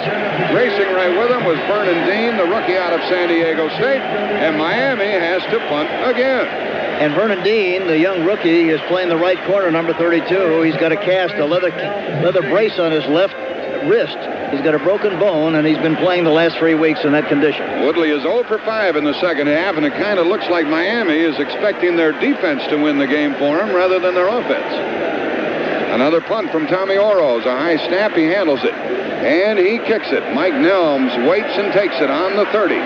Runs left. Comes out to the 35. He is hit, stumbles, comes out to about the 38-yard line, and then he is buried right there. But once again, the Redskins, who got 3 points the last time they had the ball, are in a spot to move it. Well, they had to punt the last time, but they have the only points in the third quarter. Fredzinski made the tackle, and they put it down at the Washington 38. That was a 47-yard punt, the best of the game for Tom Oroz, and an 8-yard return. I'm sure he's gotten away with murder the last 2 weeks. Nobody's put any pressure on him. I would sure put some pressure on him and make him kick under a pressure situation. You might block one, or you might force him to kick a bad kick. No pressure. He kicked that one well. The ball is at the Redskin 38, first down. Riggins is the running back. Here is Theismann after faking a pitch, throwing a pass. Intercepted by Miami. It was big A.J. Dewey backpedaling, reaching up and grabbing the ball. And that is the first turnover for Washington, and the ball is at the 47-yard line of the Redskins. Dewey got 3 last week and 1 today. Well, that time, Jack, Warren was open, number 85. All he had to do was throw it over the top of Dewey. He did not. Dewey got a good drop. It was a fake inside. It helped Dewey, but he threw the ball and didn't see Dewey coming from the inside. Dewey is a good size and leaped up and made the interception. Had he thrown it higher, it would have been a completed pass, but it wasn't. The ball is at the 47-yard line of the Redskins. Now let's see if the Miami Dolphins open up. On first down, Woodley is back to throw. A flag is down, and Woodley airs it out long into heavy coverage. Cephalo, incomplete. In the 12-yard line, and now we'll check the flag. Jarris White was covering, and there wasn't much chance of that ball being caught. I guarantee you one thing, Miami's going to prove that they were not wrong when they traded Jarris White. They continue to work on him. They've been throwing the ball all over the place, in front of, inside of, outside, and downfield. Overall, he's done a good job, except for the one big play. Offside, number 72, defense, first down. Dexter Manley of the Redskins was offside, and it is 1st and 5 at the Washington 43. We have 3:43 left in the third quarter. Miami is ahead by 4, 17-13. Franklin in the backfield with Tony Nathan. A long snap count by Woodley. His pass play on 1st and 5. He rolls out. He's on the run, has some running room. He gets inside the 40, and he's bopped out of bounds. And he came very close to a first down. Jarris White ran him out, and he was rather indecisive. Had he run immediately, he would have gained more yards than he did. He was trying to direct traffic downfield, trying to get somebody to get open on the play. He didn't have an opportunity to do that, decided at the last second to run, and came very close to making the first down. They're going to measure in the area of the Washington 37-yard line to see if Woodley did pick up a first down. The answer to that question is yes, it is a first down for Miami at the Washington 37. A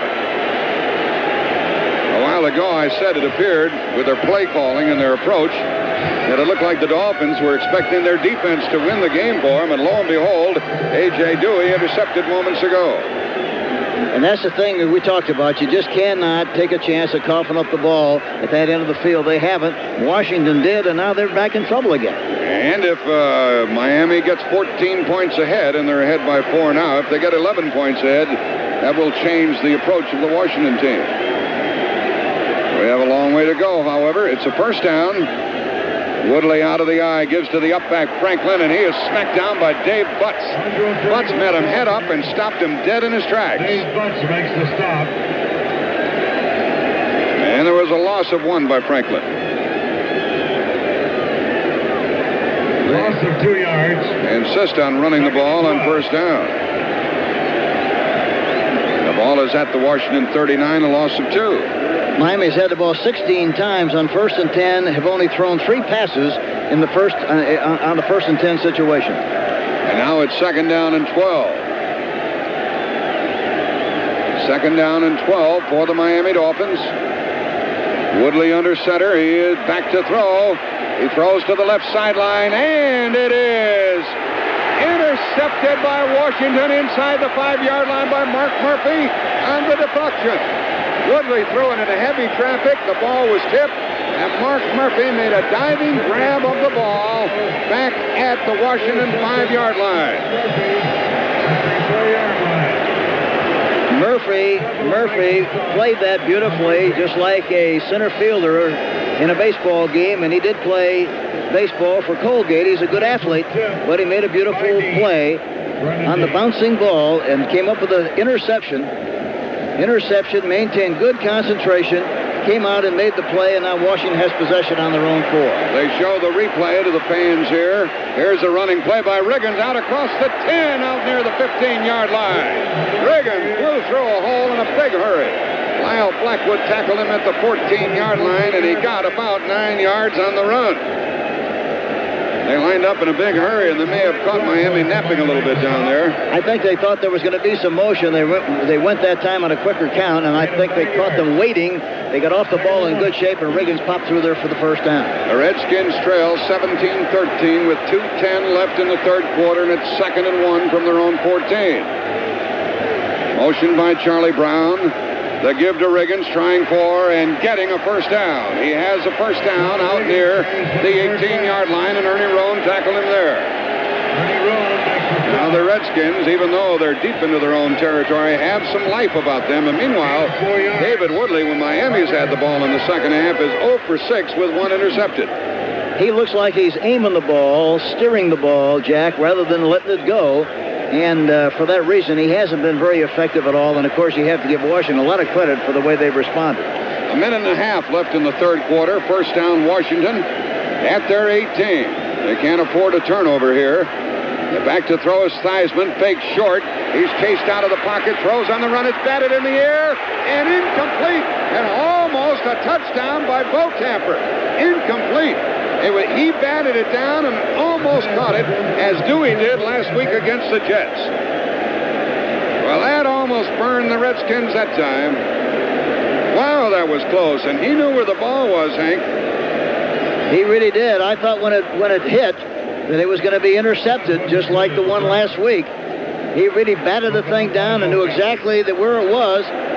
He just did not. And Joe Theismann, you have to give him a lot of credit for preventing him from making that catch. Theismann got a hand in there and knocked it away from Bo Camper, and now it's 2nd down and 10.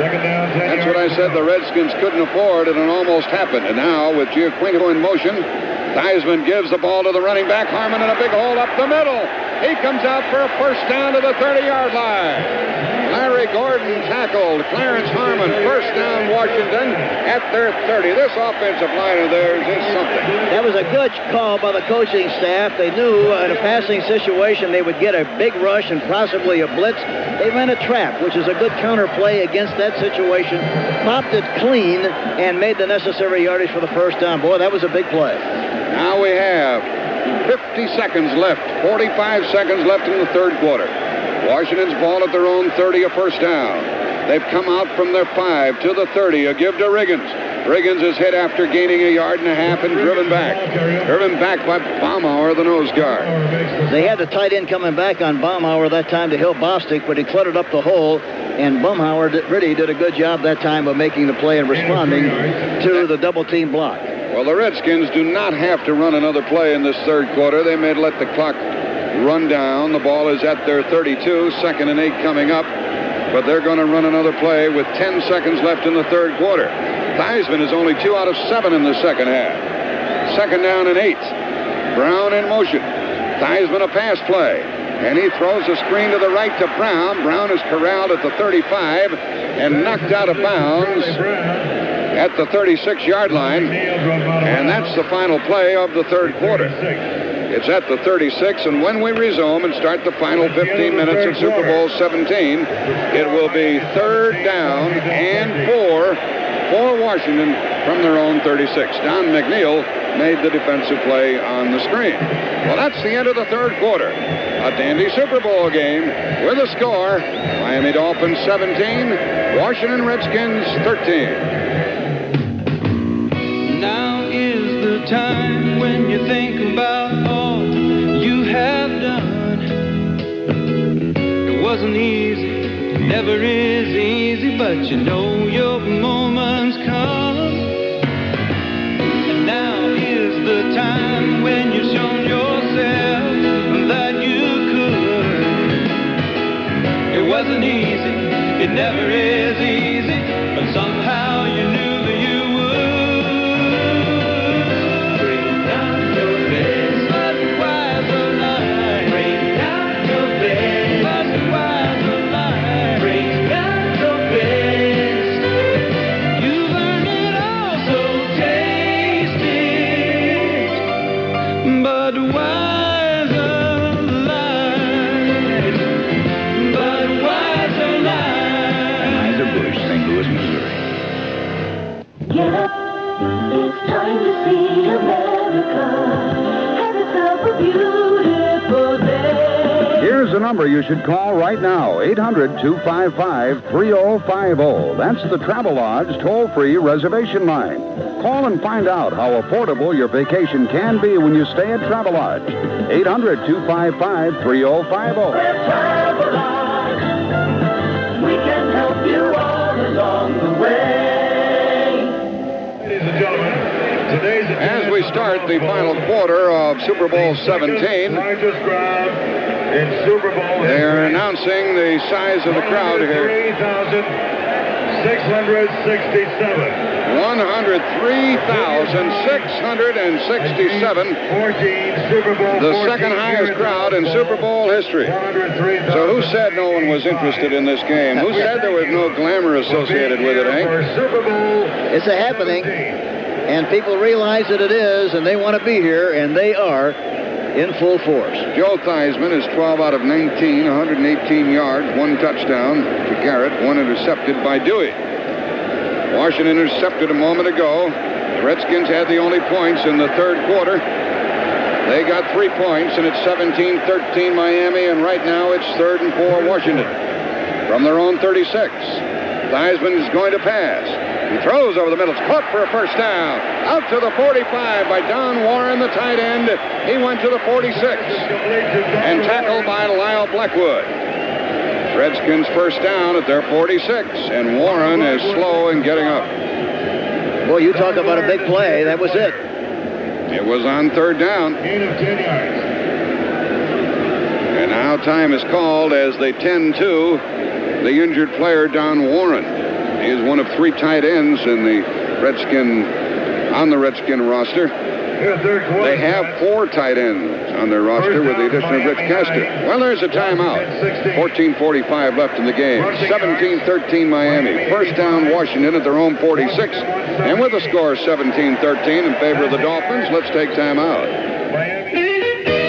If we told you here about the mileage you get with a Honda Civic 4-door wagon, we wouldn't have time to tell you about its generous interior space, that it comes loaded with practical standard equipment, and that it's one of the lowest priced wagons in America. So spend a little time with your Honda dealer and learn about its mileage. Our time is up.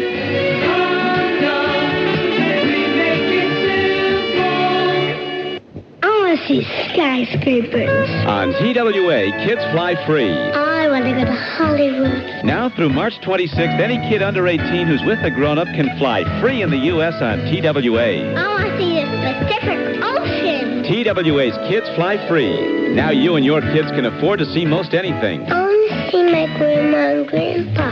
Or anyone. Travel dates and restrictions vary by city. Call your travel agent or TWA.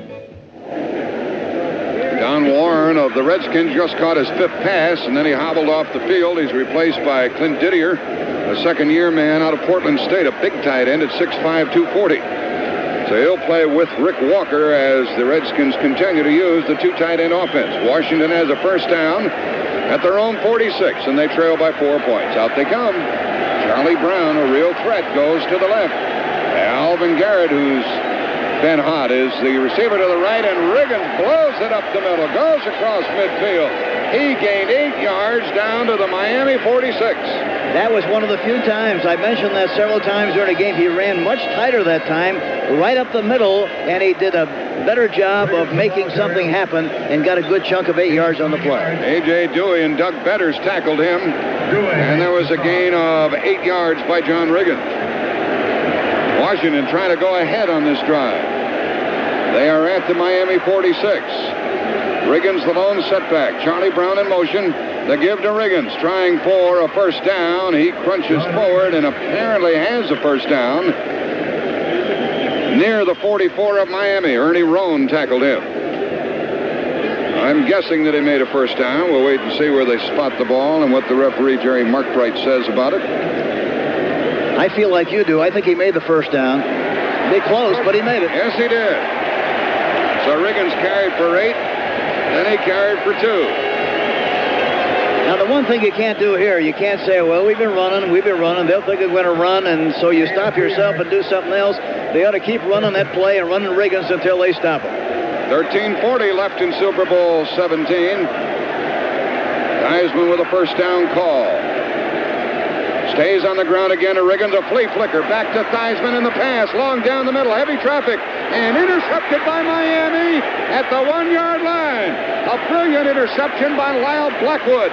Sailing high in the air, and he stopped the flea flicker play. And Miami is back at their 1-yard line. I'm surprised that Joe threw the ball. He had no chance. There were double cover back there, Jack. Why he threw the ball, I really don't know. Although they come out of it, it's just like a punt that goes out of bounds on a 1-yard line. But that was first down, Hank, and they gave it up. Yes, they did. There was Lyle Blackwood who came away with it. He's the older of the two brothers.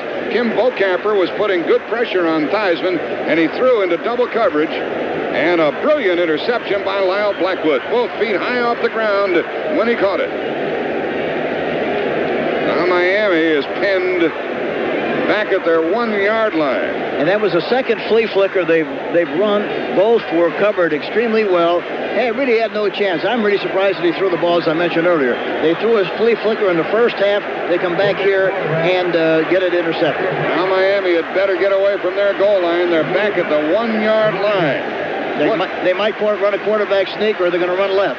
Here's a running play to Andre Franklin, and he got about 2 yards. His forward progress came out near the 3 as he cradled the ball in both arms and came out for 2 yards, 2nd and 8. If Washington can stop the Dolphins, they'll get the ball back, apparently in good field position, after just giving it up on the interception, the second of the day against Theismann. And if they do hold them on the first 3 downs and they're forced to kick, I certainly would not permit Oroz to kick the ball without somebody giving them a lot of pressure. 2nd down and 8 from their 3 for the Dolphins. Something left again. Woodley appears to be changing the play at the line of scrimmage. He gives the ball to Franklin. He came to the 4. That's all. These Redskins can be tough. And it's going to be 3rd down and 7. Goes to the 4-yard Only line. 1 yard for Franklin. Neil Olkowitz, the middle linebacker, and Dave Butts made the tackle. Butts Olkowitz makes the stop. is tough to move. He weighs 295. Riggins, by the way, of the Redskins, 27 carries, 93 yards. Franklin, 15 carries, 46 yards. Stevenson, that time the center, 57, was trying to block the left tackle Butts and got straightened out and knocked right back in the beyond the line of scrimmage. Here's a pass play by Woodley from the end zone. He dances around and throws long down the middle. Heavy traffic and incomplete. Incomplete out at the 45-yard line. And it's kicking time for Miami. He tried to get it to Ned Moore. He was well covered by Jarris White, who had help back downfield. Boy, that was lucky. That could have been a play where they called pass interference when that ball was in the air. I was looking for flags all over the place, but they didn't call them, and they dodged a bullet that time. I'm talking about Washington, and Woodley had all the time in the world to throw from the end zone. Woodley is 0 for 7 in the second half. Here's a punt, the 5th of the day by Oroz, and he needs a good one. Let's see if they go after him or whether they permit him to get a free kick with just 1 yard from the end line of the end zone. We await the snap. There it is. as Oros kicks, and he is unmolested. He hangs it out high, and Nilms takes it on the 45 of Miami, goes to the 40. A flag is down, and Nilms is down at the Miami 36-yard line. A penalty flag has been thrown. 5th punt of the day for Miami. The clock is stopped with 11:43 left in the game. Miami leading 17-13. Brodzinski made the tackle on the punt return, and Washington expects to be penalized. They're going to move the ball back toward the Washington team, and it's down at the Redskin 48. Illegal block, number 38 on the return. First down.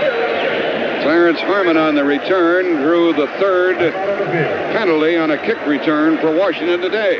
11:43 left in the game. First down, Redskins at their own 48. Miami leading 17-13. Redskins were intercepted the last time they had the ball, and we'll be back in just a moment.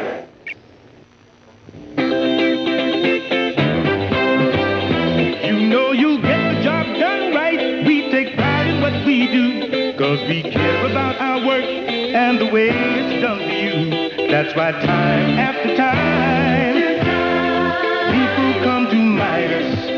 Go to Midas Muffler for that Midas touch that nobody else has.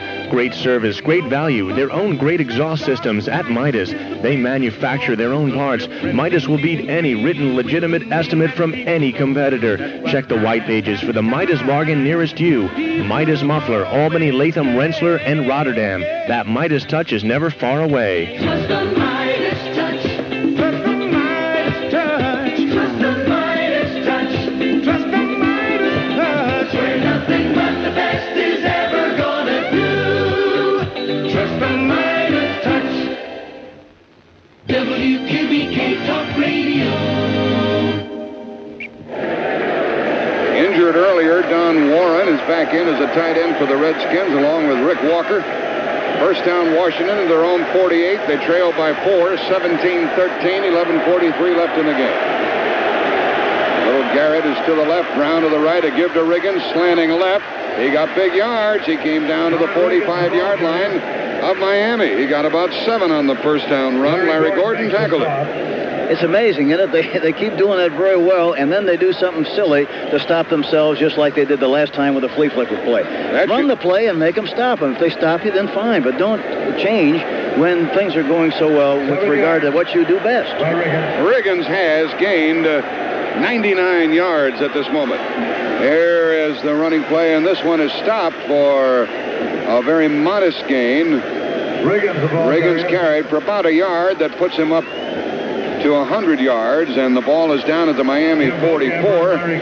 3rd down and 2. A long 2 coming up. Beaucamper made the tackle. The ball to the Miami 44. 3rd down and 2. Riggins has carried 29 times, 101 yards. And on 3rd down, with Giaquinto in motion and Harmon in the backfield, Theismann gives to Harmon, and Harmon bumps in there and came short of a first down, and he went down by Baumauer. Now it's 4th down, and Washington, it appears to me, is either going to have to gamble or punt the ball. Harmon banged in there very hard. If it's less than a yard, Jack, they got to go for it. They can't take a chance of. They got good field position. If they can't make a yard or half a yard in this situation, they can't win the game anyhow. I would think they'd go ahead and go for it. The ball is at the Miami 42. It's 4th down, and they are going to go for it. 4th and 1 at the Miami 42. 10:21 left in the game. They put in Otis Wansley, and we'll see if the Hogs, as they call the offensive line, can push him out. It's Riggins and Wansley in the backfield, and Theismann can't hear. Now a timeout is called. A timeout is called by Miami. Miami on 4th down calls a timeout. They didn't have the right people in there defensively, and they decided to change. Okay, we have the clock stopped. 10-10 left in the game. And 4th down and inches coming up for the Redskins at the Miami 42. With the score 17-13 Dolphins. Let's take time out. If you could use a good job both this summer and next, we know where you can make over $1,100 for just 8 weeks. Much of the work is out of town, but don't worry. Travel, food, and lodging are all paid for, and you'll be back in plenty of time for school.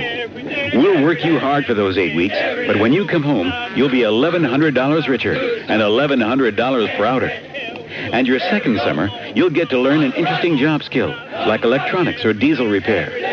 More than a good summer job the next couple of summers, the Army Reserve can help you earn a nice extra income all year long. And it doesn't conflict with school. Interested? Call your Army Reserve recruiter today and reserve yourself a good job for this summer.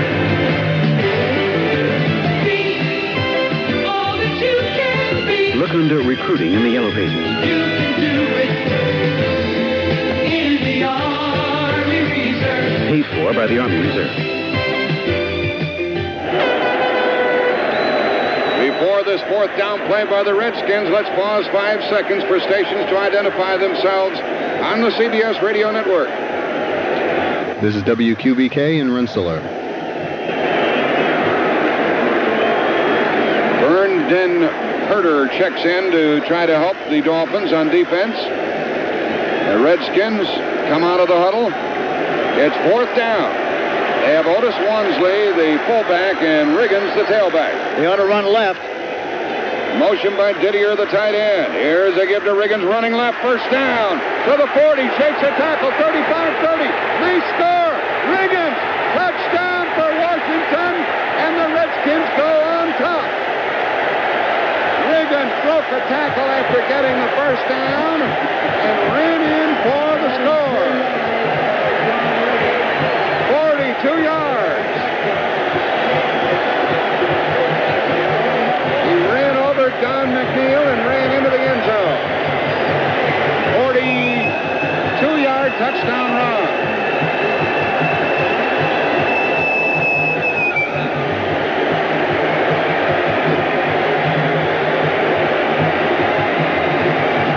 Well, Riggins has way over 100 yards now.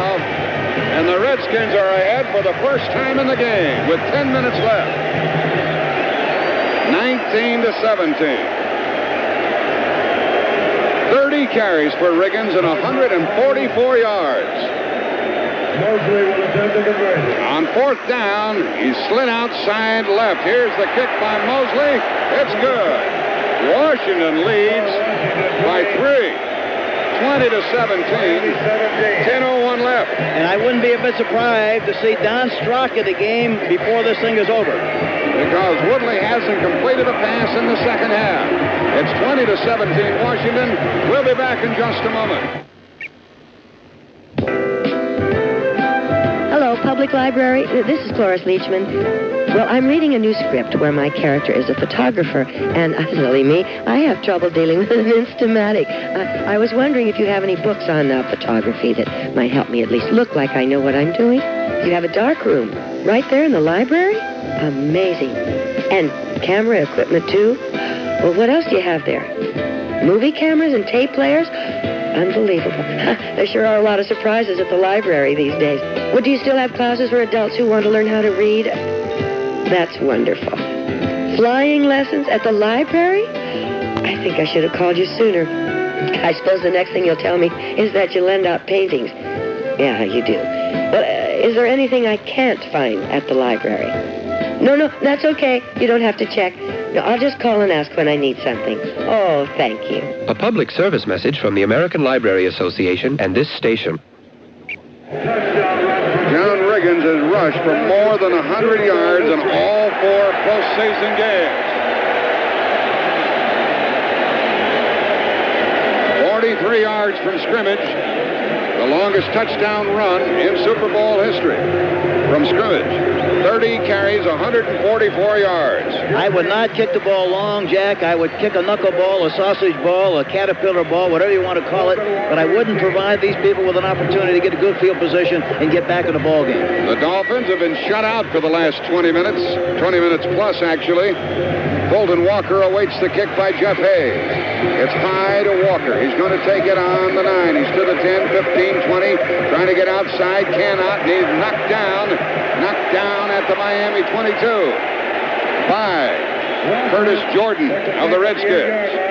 And the Dolphins haven't done a thing in the second half, Hank. That was a 14-yard return. As I mentioned, I wouldn't be a bit surprised to see Don Strock come into the game sometime, and it might even be now. I can't see down there, Jack. I don't know whether he's in the game or not.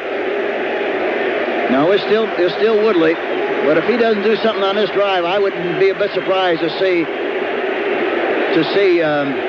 Strock come into the game. It is a first down for Miami at their own 22, and they find themselves trailing for the first time, trailing by 3 points. Franklin and Tony Nathan are in the backfield. First down for Woodley. Give to Franklin, slanting right. He blows out to the 25. He got 3, that's all. And he was tackled by Neil Okowitz. And Mel Kaufman. Second down and 7, Miami. Second and 7. 9.5 minutes left in the game. Redskins leading 20-17. Leading for the first time. Duriel Harris comes to the left. Nat Moore is to the right. Hardy, the tight end, is on the right side. Here is a toss and a reverse to Harris. He really goes deep, and he's in trouble. Kaufman corrals him and tackles him, and he is out of bounds at the 25-yard line. He gained nothing. A very deep reverse to Duriel Harris. Not very well executed, Hank. No, a little sloppy, wasn't very sure-handed. And again, the defense of the Washington Redskins, boy, they're on fire. The sparks are flying. They're really emotionally involved. The intensity level is very high. They're playing like gangbusters. There's a 1-yard pickup, and it's third down and 6 from the 26.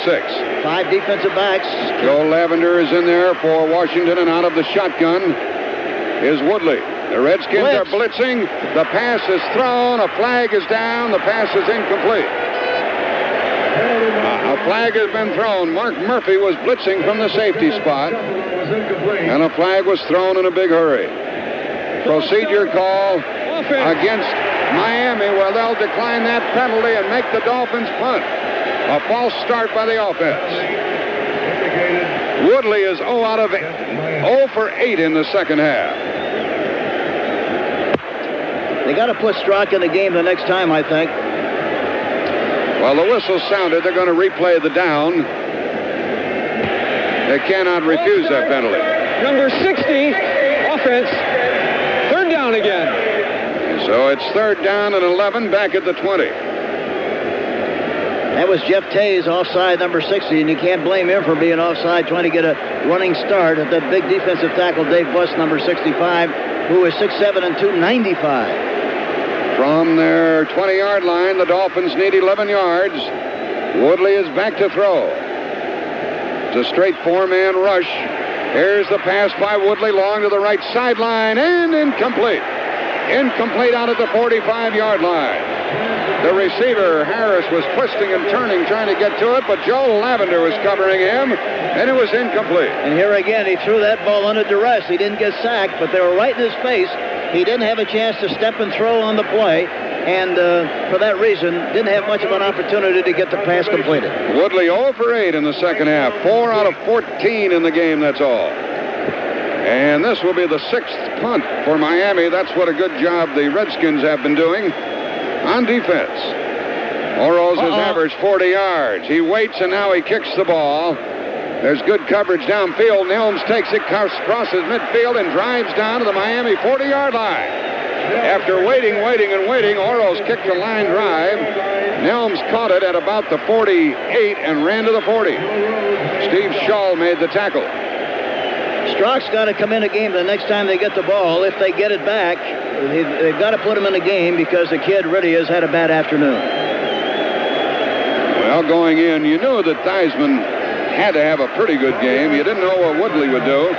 The ball is at the Miami 41, and this is when the Redskins kill you because they just give it to Riggins as they do now, and he goes to the 35. He got 6. This is when they kill you, Hank. Yeah, you'd think he ought to be tired after carrying the ball 30-some times, and that was 31. Before that, it was 30 for 144 yards. As I mentioned earlier, he carried the last 2 times we saw him against Minnesota and Dallas 37 times, and in all this time, never has come close to coughing up the football. Earlier, it was only a 32-yard punt by Tom Oros, and now a 6-yard run by Riggins, and it's 2nd down and 4 from the Miami 35-yard line. The Redskins are taking it to him. Theismann is under center. Gives it to Riggins again. Bounces up the middle. Drives very close to a first down near the 31-yard line. Riggins again. Tackled by Ernie Roan. And now they stop the clock to check the forward progress. 8:03 left in the game. The Redskins leading 20-17. They were the sentimental choice in the game. They're measured to see if Washington made a first down. And with Riggins carrying, they're short about a yard. 3rd and 1 coming up. As Riggins got 3 more. You recall on 4th and 1, Riggins broke it for a 43-yard touchdown just 2 minutes ago. 3rd and 1. Riggins has carried 153 yards. He's 5 yards short of Franco Harris' Super Bowl record. And he has carried 33 times. They've used the 3 tight ends, including Clint Didier. And they have plenty of time left on the 30-second clock. They put in Otis Wansley in the backfield with John Riggins. The ball is at the Miami 31. They ought to run left again. That's where they do a lot of good business, and they got a small back. Riggins to the left. He gets a first down. He gets a first down diving to the Miami 30-yard line in the arms of Larry Gordon. Riggins. First down at the Miami 30. Well, this looks like it was almost scripted, Hank. And look at that clock. It's killing the Dolphins. 7:20 left. First down. And you really have to give the Hogs an awful lot of credit. That's those offensive linemen, Joe Jacoby, Grimm, Bostic, May, Stark, those tight ends. They've really done a great job of coming off the football and knocking people back and providing Riggins with an opportunity to run the football. They're at the 30-yard line. Will they give it to him again? They do. Riggins runs left, turns it back upfield, gets big yards again. Drives inside the 25, down to the 23, got 7 yards. And he has now broken a record for Super Bowl rushing. He has broken the record previously owned by Franco Harris. The tackle by Brodzinski. And they're all, I'm talking about the Dolphins, they're getting enough of John Riggins right now. 34 carries. 160 yards, and they'll be seeing Riggins in number 44 in their sleep. Riggins carry down to the Miami 23. And it's 2nd down and 3 as he got 7. Theismann takes the snap, gives it to Big John, pounds in, nothing doing, bounces off, no gain on the trip. He was tackled by Baumauer and Betters. The Redskins have the lead, 20-17. They're trying to protect it with exactly 6 minutes left in the game and the clock running. He's a horse, talking about Riggins. Riggins walks slowly off the field. He has a Super Bowl rushing record, and the fans here, not just the Washington fans, give him a big ovation. But there's a long way to go in this game.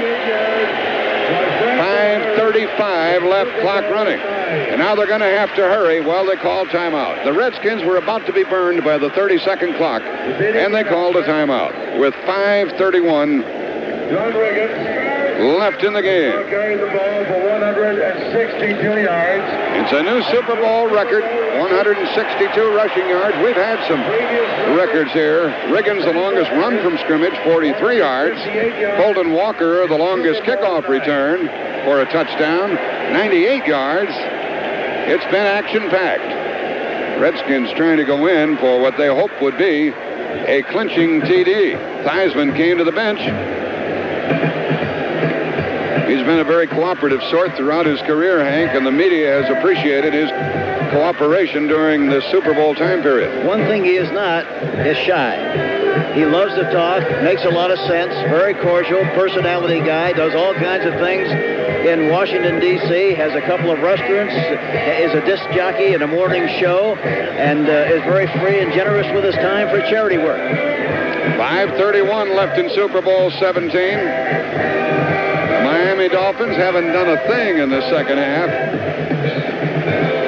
They led 17-10 at the half. And David Woodley may very well give way to Don Strock, but it may be too late for Miami. 3rd down and 3 coming up. I was really surprised that they didn't go in on the last series, Jack. Harmon is the running back. Giaquinto in motion. Theismann with the snap. He gives the ball to Harmon. Harmon gets to the 20-yard line and a first down at the 19. Clarence Harmon gives a lift to the Redskins. Lyle Blackwood made the tackle, but they can't stop Washington. Harmon to the 19. And another Washington first down. They are leading the Redskins 20-17.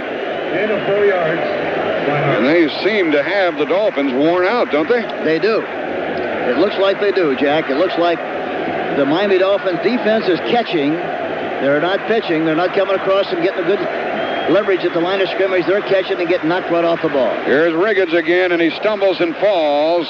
He gets back up and gets to the line of scrimmage. It'll be 2nd and 10. Now the clock continues to run. 4:40 left.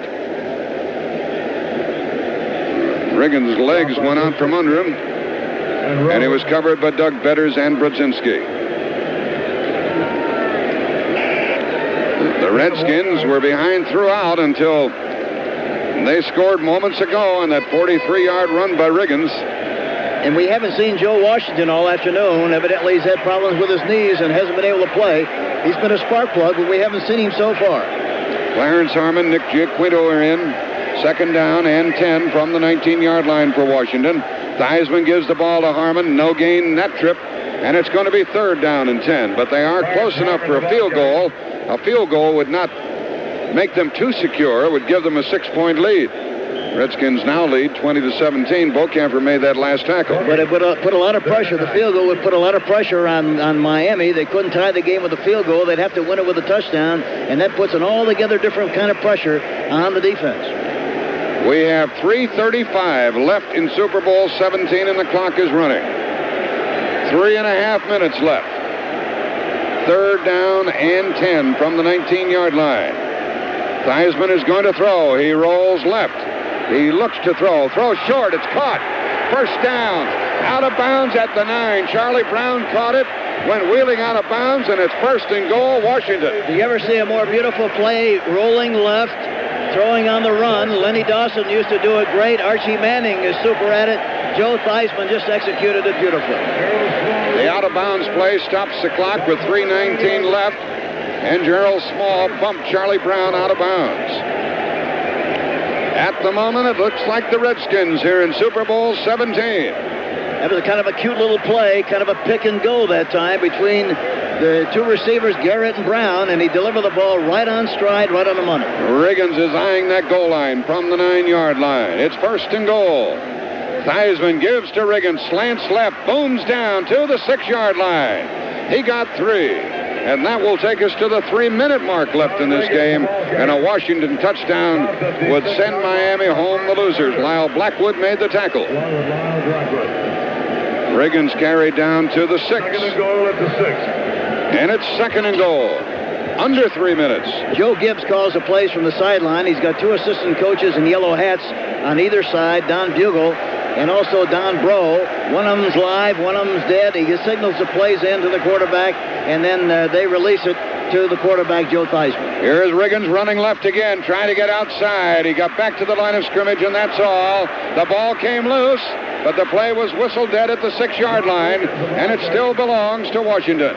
Riggins, no gain. He was hit by Lyle Blackwood and Larry Gordon. The ball came loose, the play was dead, and the line of scrimmage is the 7 now, and it's 3rd and goal, and the clock is running, and the Redskins do not have to snap the ball. They can take it right down to the 2-minute warning. Over 100 times we've seen the guy carry the ball. That's the first time that we've ever seen him come close to fumbling on a play. And the clock continues to run. It'll take us to the 2-minute warning, and the Redskins will be 2 minutes away from victory. They lead 20-17. They're knocking on the door. They're at the 7-yard line. It's 3rd and goal, and there are only 2 minutes left in Super Bowl XVII. With the score, Washington 20, Miami 17. Let's take time out. I was having my Honda service recently, and I took the opportunity to look at the new Honda automobiles in the showroom. Now, a customer, thinking that I was a salesman, asked, "Would you mind showing me a new Honda?" "Well, no," I said. I wouldn't mind. Might be fun. And I said to the customer, "One way to look at a new Honda is with your ears." And he looked at me. I said, "Listen to the sound the car doors make when you close them. That tight, solid sound tells you about the rest of the car." The customer said, "Well, that's an eye-opener to me."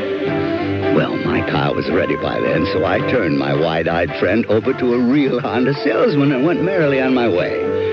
But just in case I'm not there the next time you're in a Honda showroom, remember this. After you kick the tires, listen to the doors. Honda, we make it simple. The Washington fans are holding their breath. They have victory within their grasp. The Miami fans are clenching their fists, hoping that they get some kind of a break, because they're going to need a break to win this one. Yeah, if they don't make the first down, then all probable they won't with 3rd and 6, but they might roll out again. If I were in the situation, I would roll out again, get away from all the inside traffic, throw the ball outside. If it's there, good. If not, just run or throw it out of the end zone, kick the field goal. The important thing when you kick the field goal, make sure to get the flaps up fast. Don't let it get blocked, because you've seen many times, Jack, a kick get blocked, the guy pick it up and go for a touchdown. They have to be aware of that and be careful and make sure they do a good job. 3rd and goal from the 6 for the Redskins. Harmon is in the backfield with Giaquinto. I'm going to roll out right. On 3rd down, here is Theismann rolling right, looking to throw. Throws on the run, and it is a touchdown for Washington to Charlie Brown. He rolled right as Hank Stram suggested he do, and he hit Charlie Brown for what probably is the clincher.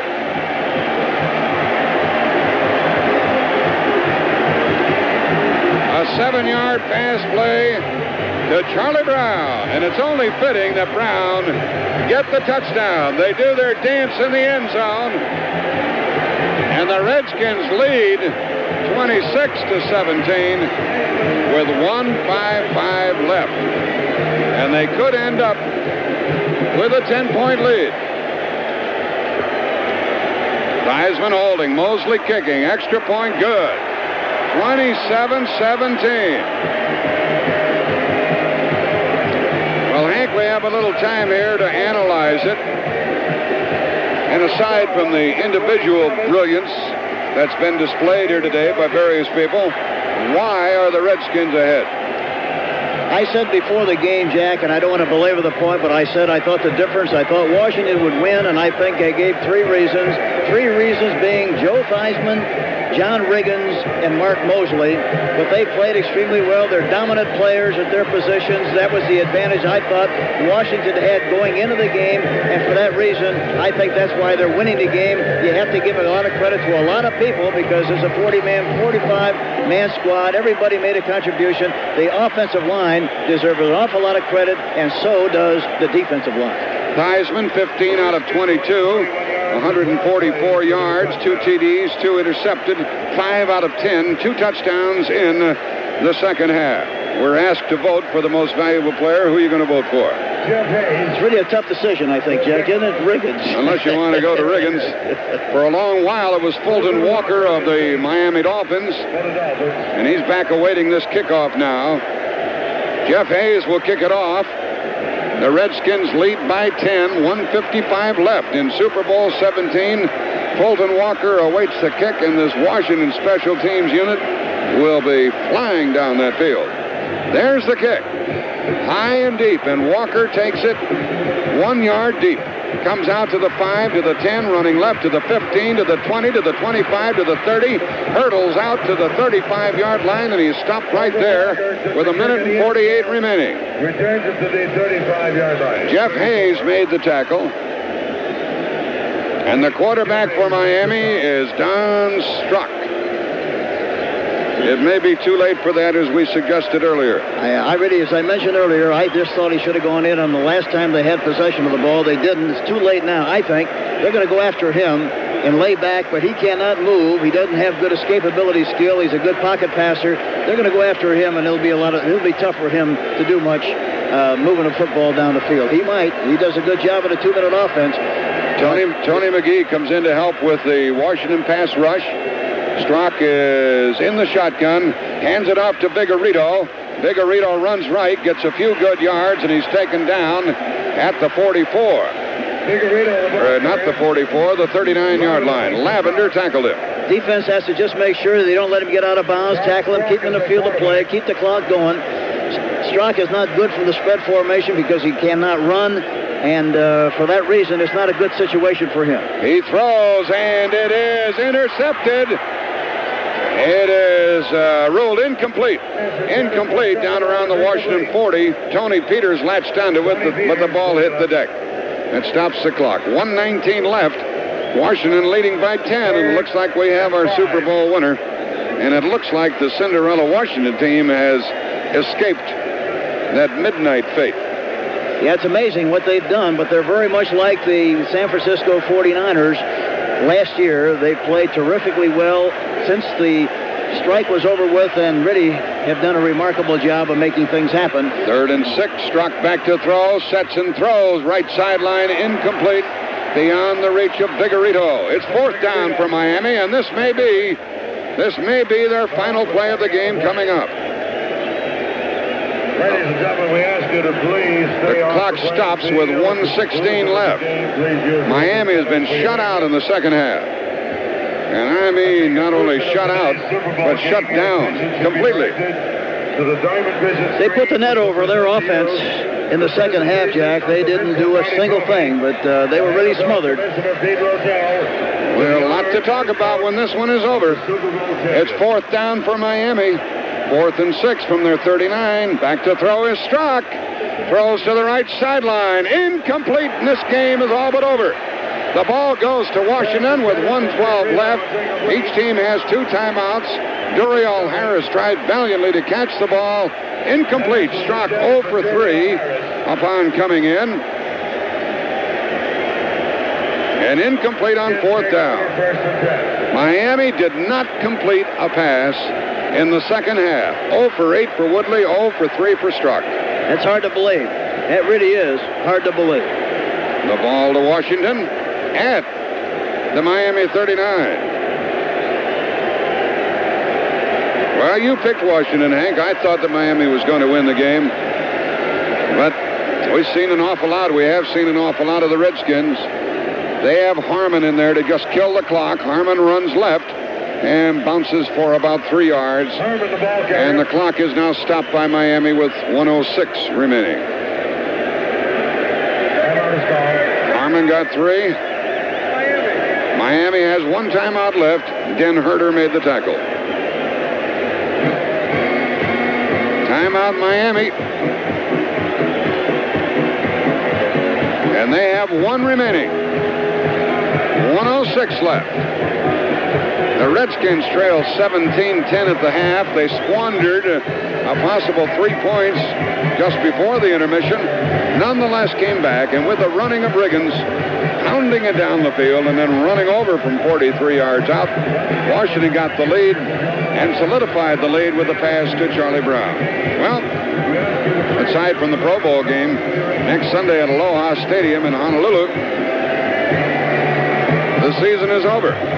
The Redskins, by the way, the Super Bowl champion Redskins, will be well represented with Charlie Brown, Joe Theismann, Tony Peters, Mark Mosley, and Mike Nelms.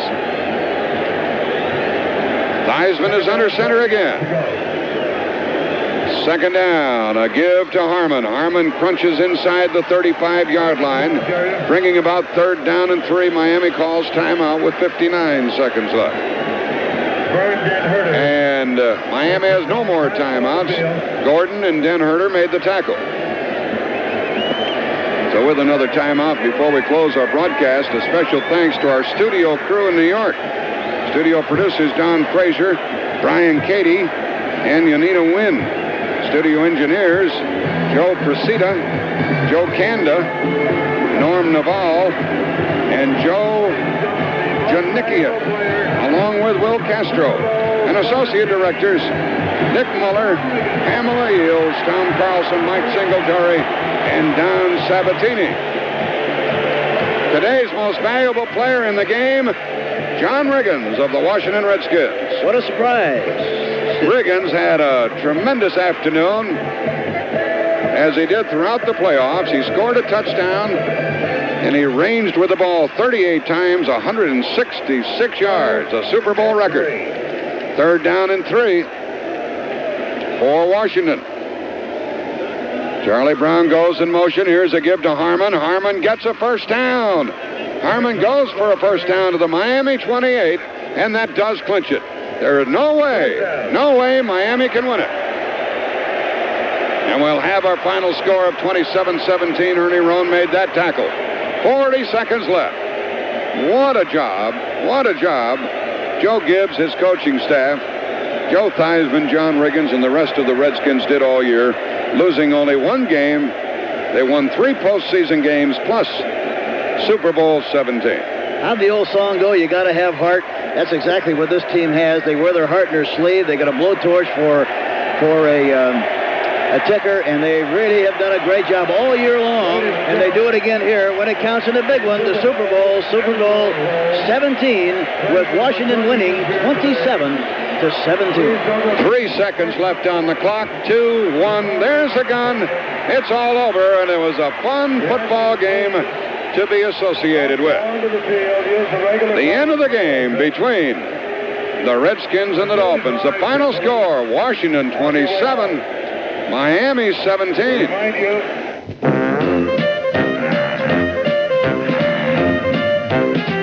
This was for you, for being on the job and working hard all day.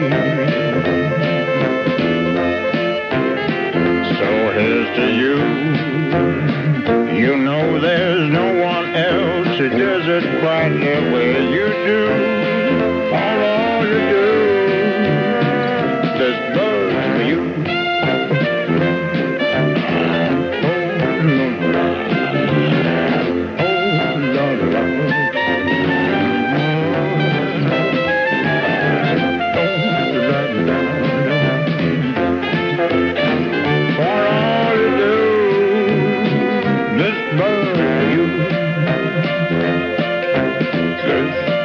For you, Anheuser-Busch, St. Louis.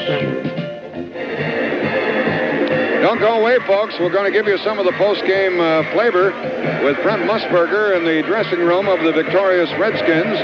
They'll be presented the Vince Lombardi Trophy, emblematic of being the champions of professional football. And Hank, aside from the well-deserved congratulations to the Washington team, the Miami Dolphins have to be really disappointed with what they failed to do, particularly, well, throughout the game, really, because they struck twice for 2 long touchdowns, one on a kick return.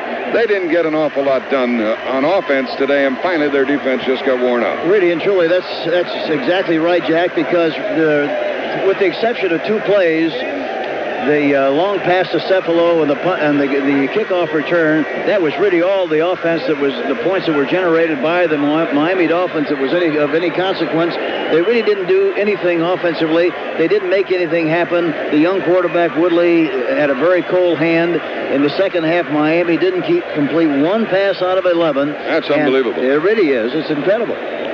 Woodley did not have a good game, and that was, I think I've heard people share the same opinion that I had coming into the game, Hank, that the one thing that could go wrong with Miami in the Super Bowl effort would be a bad game by David Woodley. But I don't think in the final analysis that was the difference. I really think the difference, again, Washington was a very good team from a aggressive standpoint, very emotional team, great confidence in what they had to do. And again, the three dominant players, Reagan, Theismann, and the kicker Mosley, were very important. Before we join Brent Musburger, be sure to join Hank Stram and me for the finale, the AFC-NFC Pro Bowl in Honolulu next Sunday. Our CBS microphones will be there commencing at 3:50 Eastern Time. Next Sunday, the Pro Bowl from Aloha Stadium in Honolulu, Hawaii. It's something special, and that's always a fun game, Hank, and particularly now that they're playing the game in Honolulu, it's more attractive than ever. Yeah, we look forward to that as much as anything during the course of the season. This is a very beautiful setting for us and a great opportunity to represent CBS Radio and do this game and then to finalize it in Honolulu with the pro game. It's really a treat that we look forward to. John Riggins, the most valuable player, 38 rushes, 166 yards, 1 touchdown, a 43-yard run. Franklin carried 15 times, 63 yards. Theismann, 15 out of 22, 2 touchdowns, 2 intercepted. Woodley, 4 out of 14, 1 touchdown, 1 intercepted. Don Strock, 0 for 3. Charlie Brown caught 5. Don Warren caught 5. Garrett caught 2. Cephalo caught 2. Cephalo had a touchdown pass. So did Brown, and so did Garrett. I imagine as a result of this win, when 1983's regular season rolls around, a lot of people will be looking at Washington to repeat because they have a very young club, a fresh approach on the part of Joe Gibbs, and they ground out the respect today that they've been looking for. The big challenge, however, once you win it, it's a lot better and a lot easier to be able to withstand adversity than it is to withstand success.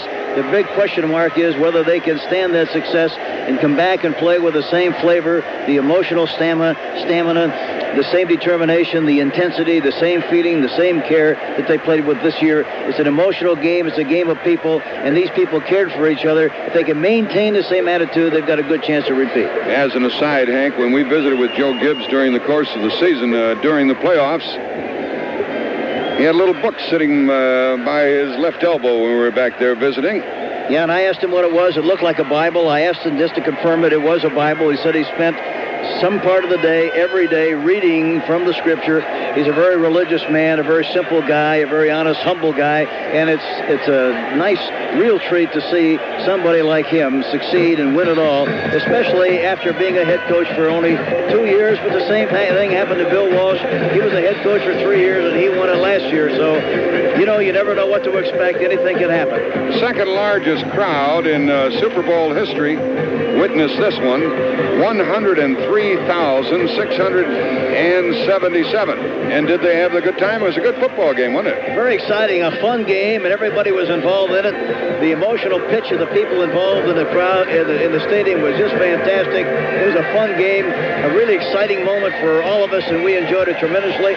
We ought to thank also Frank Miller, who has done such a great job for us all year long, Bill Saberta, Brent Musburger, Dick Brescia, and all the people, the great people at CBS. Well, here's a good combination. Brent Musburger and John Riggins. Take it away. Jack Buck, thank you very much. We're down here in the Redskins locker room with John Riggins. John, congratulations, not only on this game, but the whole playoff. Thank you, Brent. We're all real happy right now. Tell me now about the big touchdown run. You were off the field for third down. What was the play that was called, and did you just bust it outside? Give me the sequence. Well, it's an off, kind of an off-tackle type of play, and everybody got a good block. The safety hit me, and I was able to shake his tackle, and the rest, was just a free run to the end zone. John, how thrilling is this? Is this the cap of your career? I'm sorry? Is this a capstone for John Riggins' career now to go and win a Super Bowl? Well, it's a pretty good finish. Tell me about the defense that you were up against today. How tough was Miami? Well, they came to play, but, when you get right down to it, a lot of the credit's got to go to the guys ahead of me, the offensive line. They were in their face all afternoon, and there were really a lot of nice creases in there that was, I was able to get 5 and 6, 7 yards at a crack.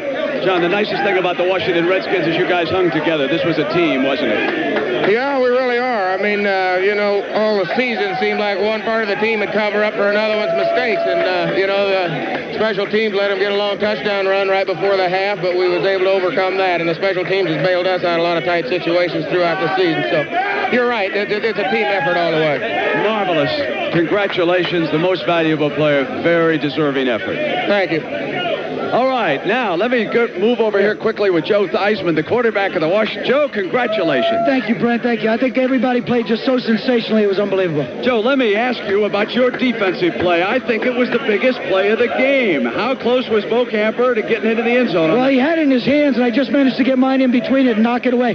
I knew it was close, and I saw the ball go in the air, and then when I looked up, I didn't realize how tall he was, so I just dove at it and tried to swat it away. Now, tell me about the winning touchdown by John Riggins. He was off the field for third down. What was going on? Well, what happened is we tried to fake a little zoom. We faked a little movement. The guy who's supposed to come over and cover Clint Didier slipped and fell down, so it gave us an overmatch on that side.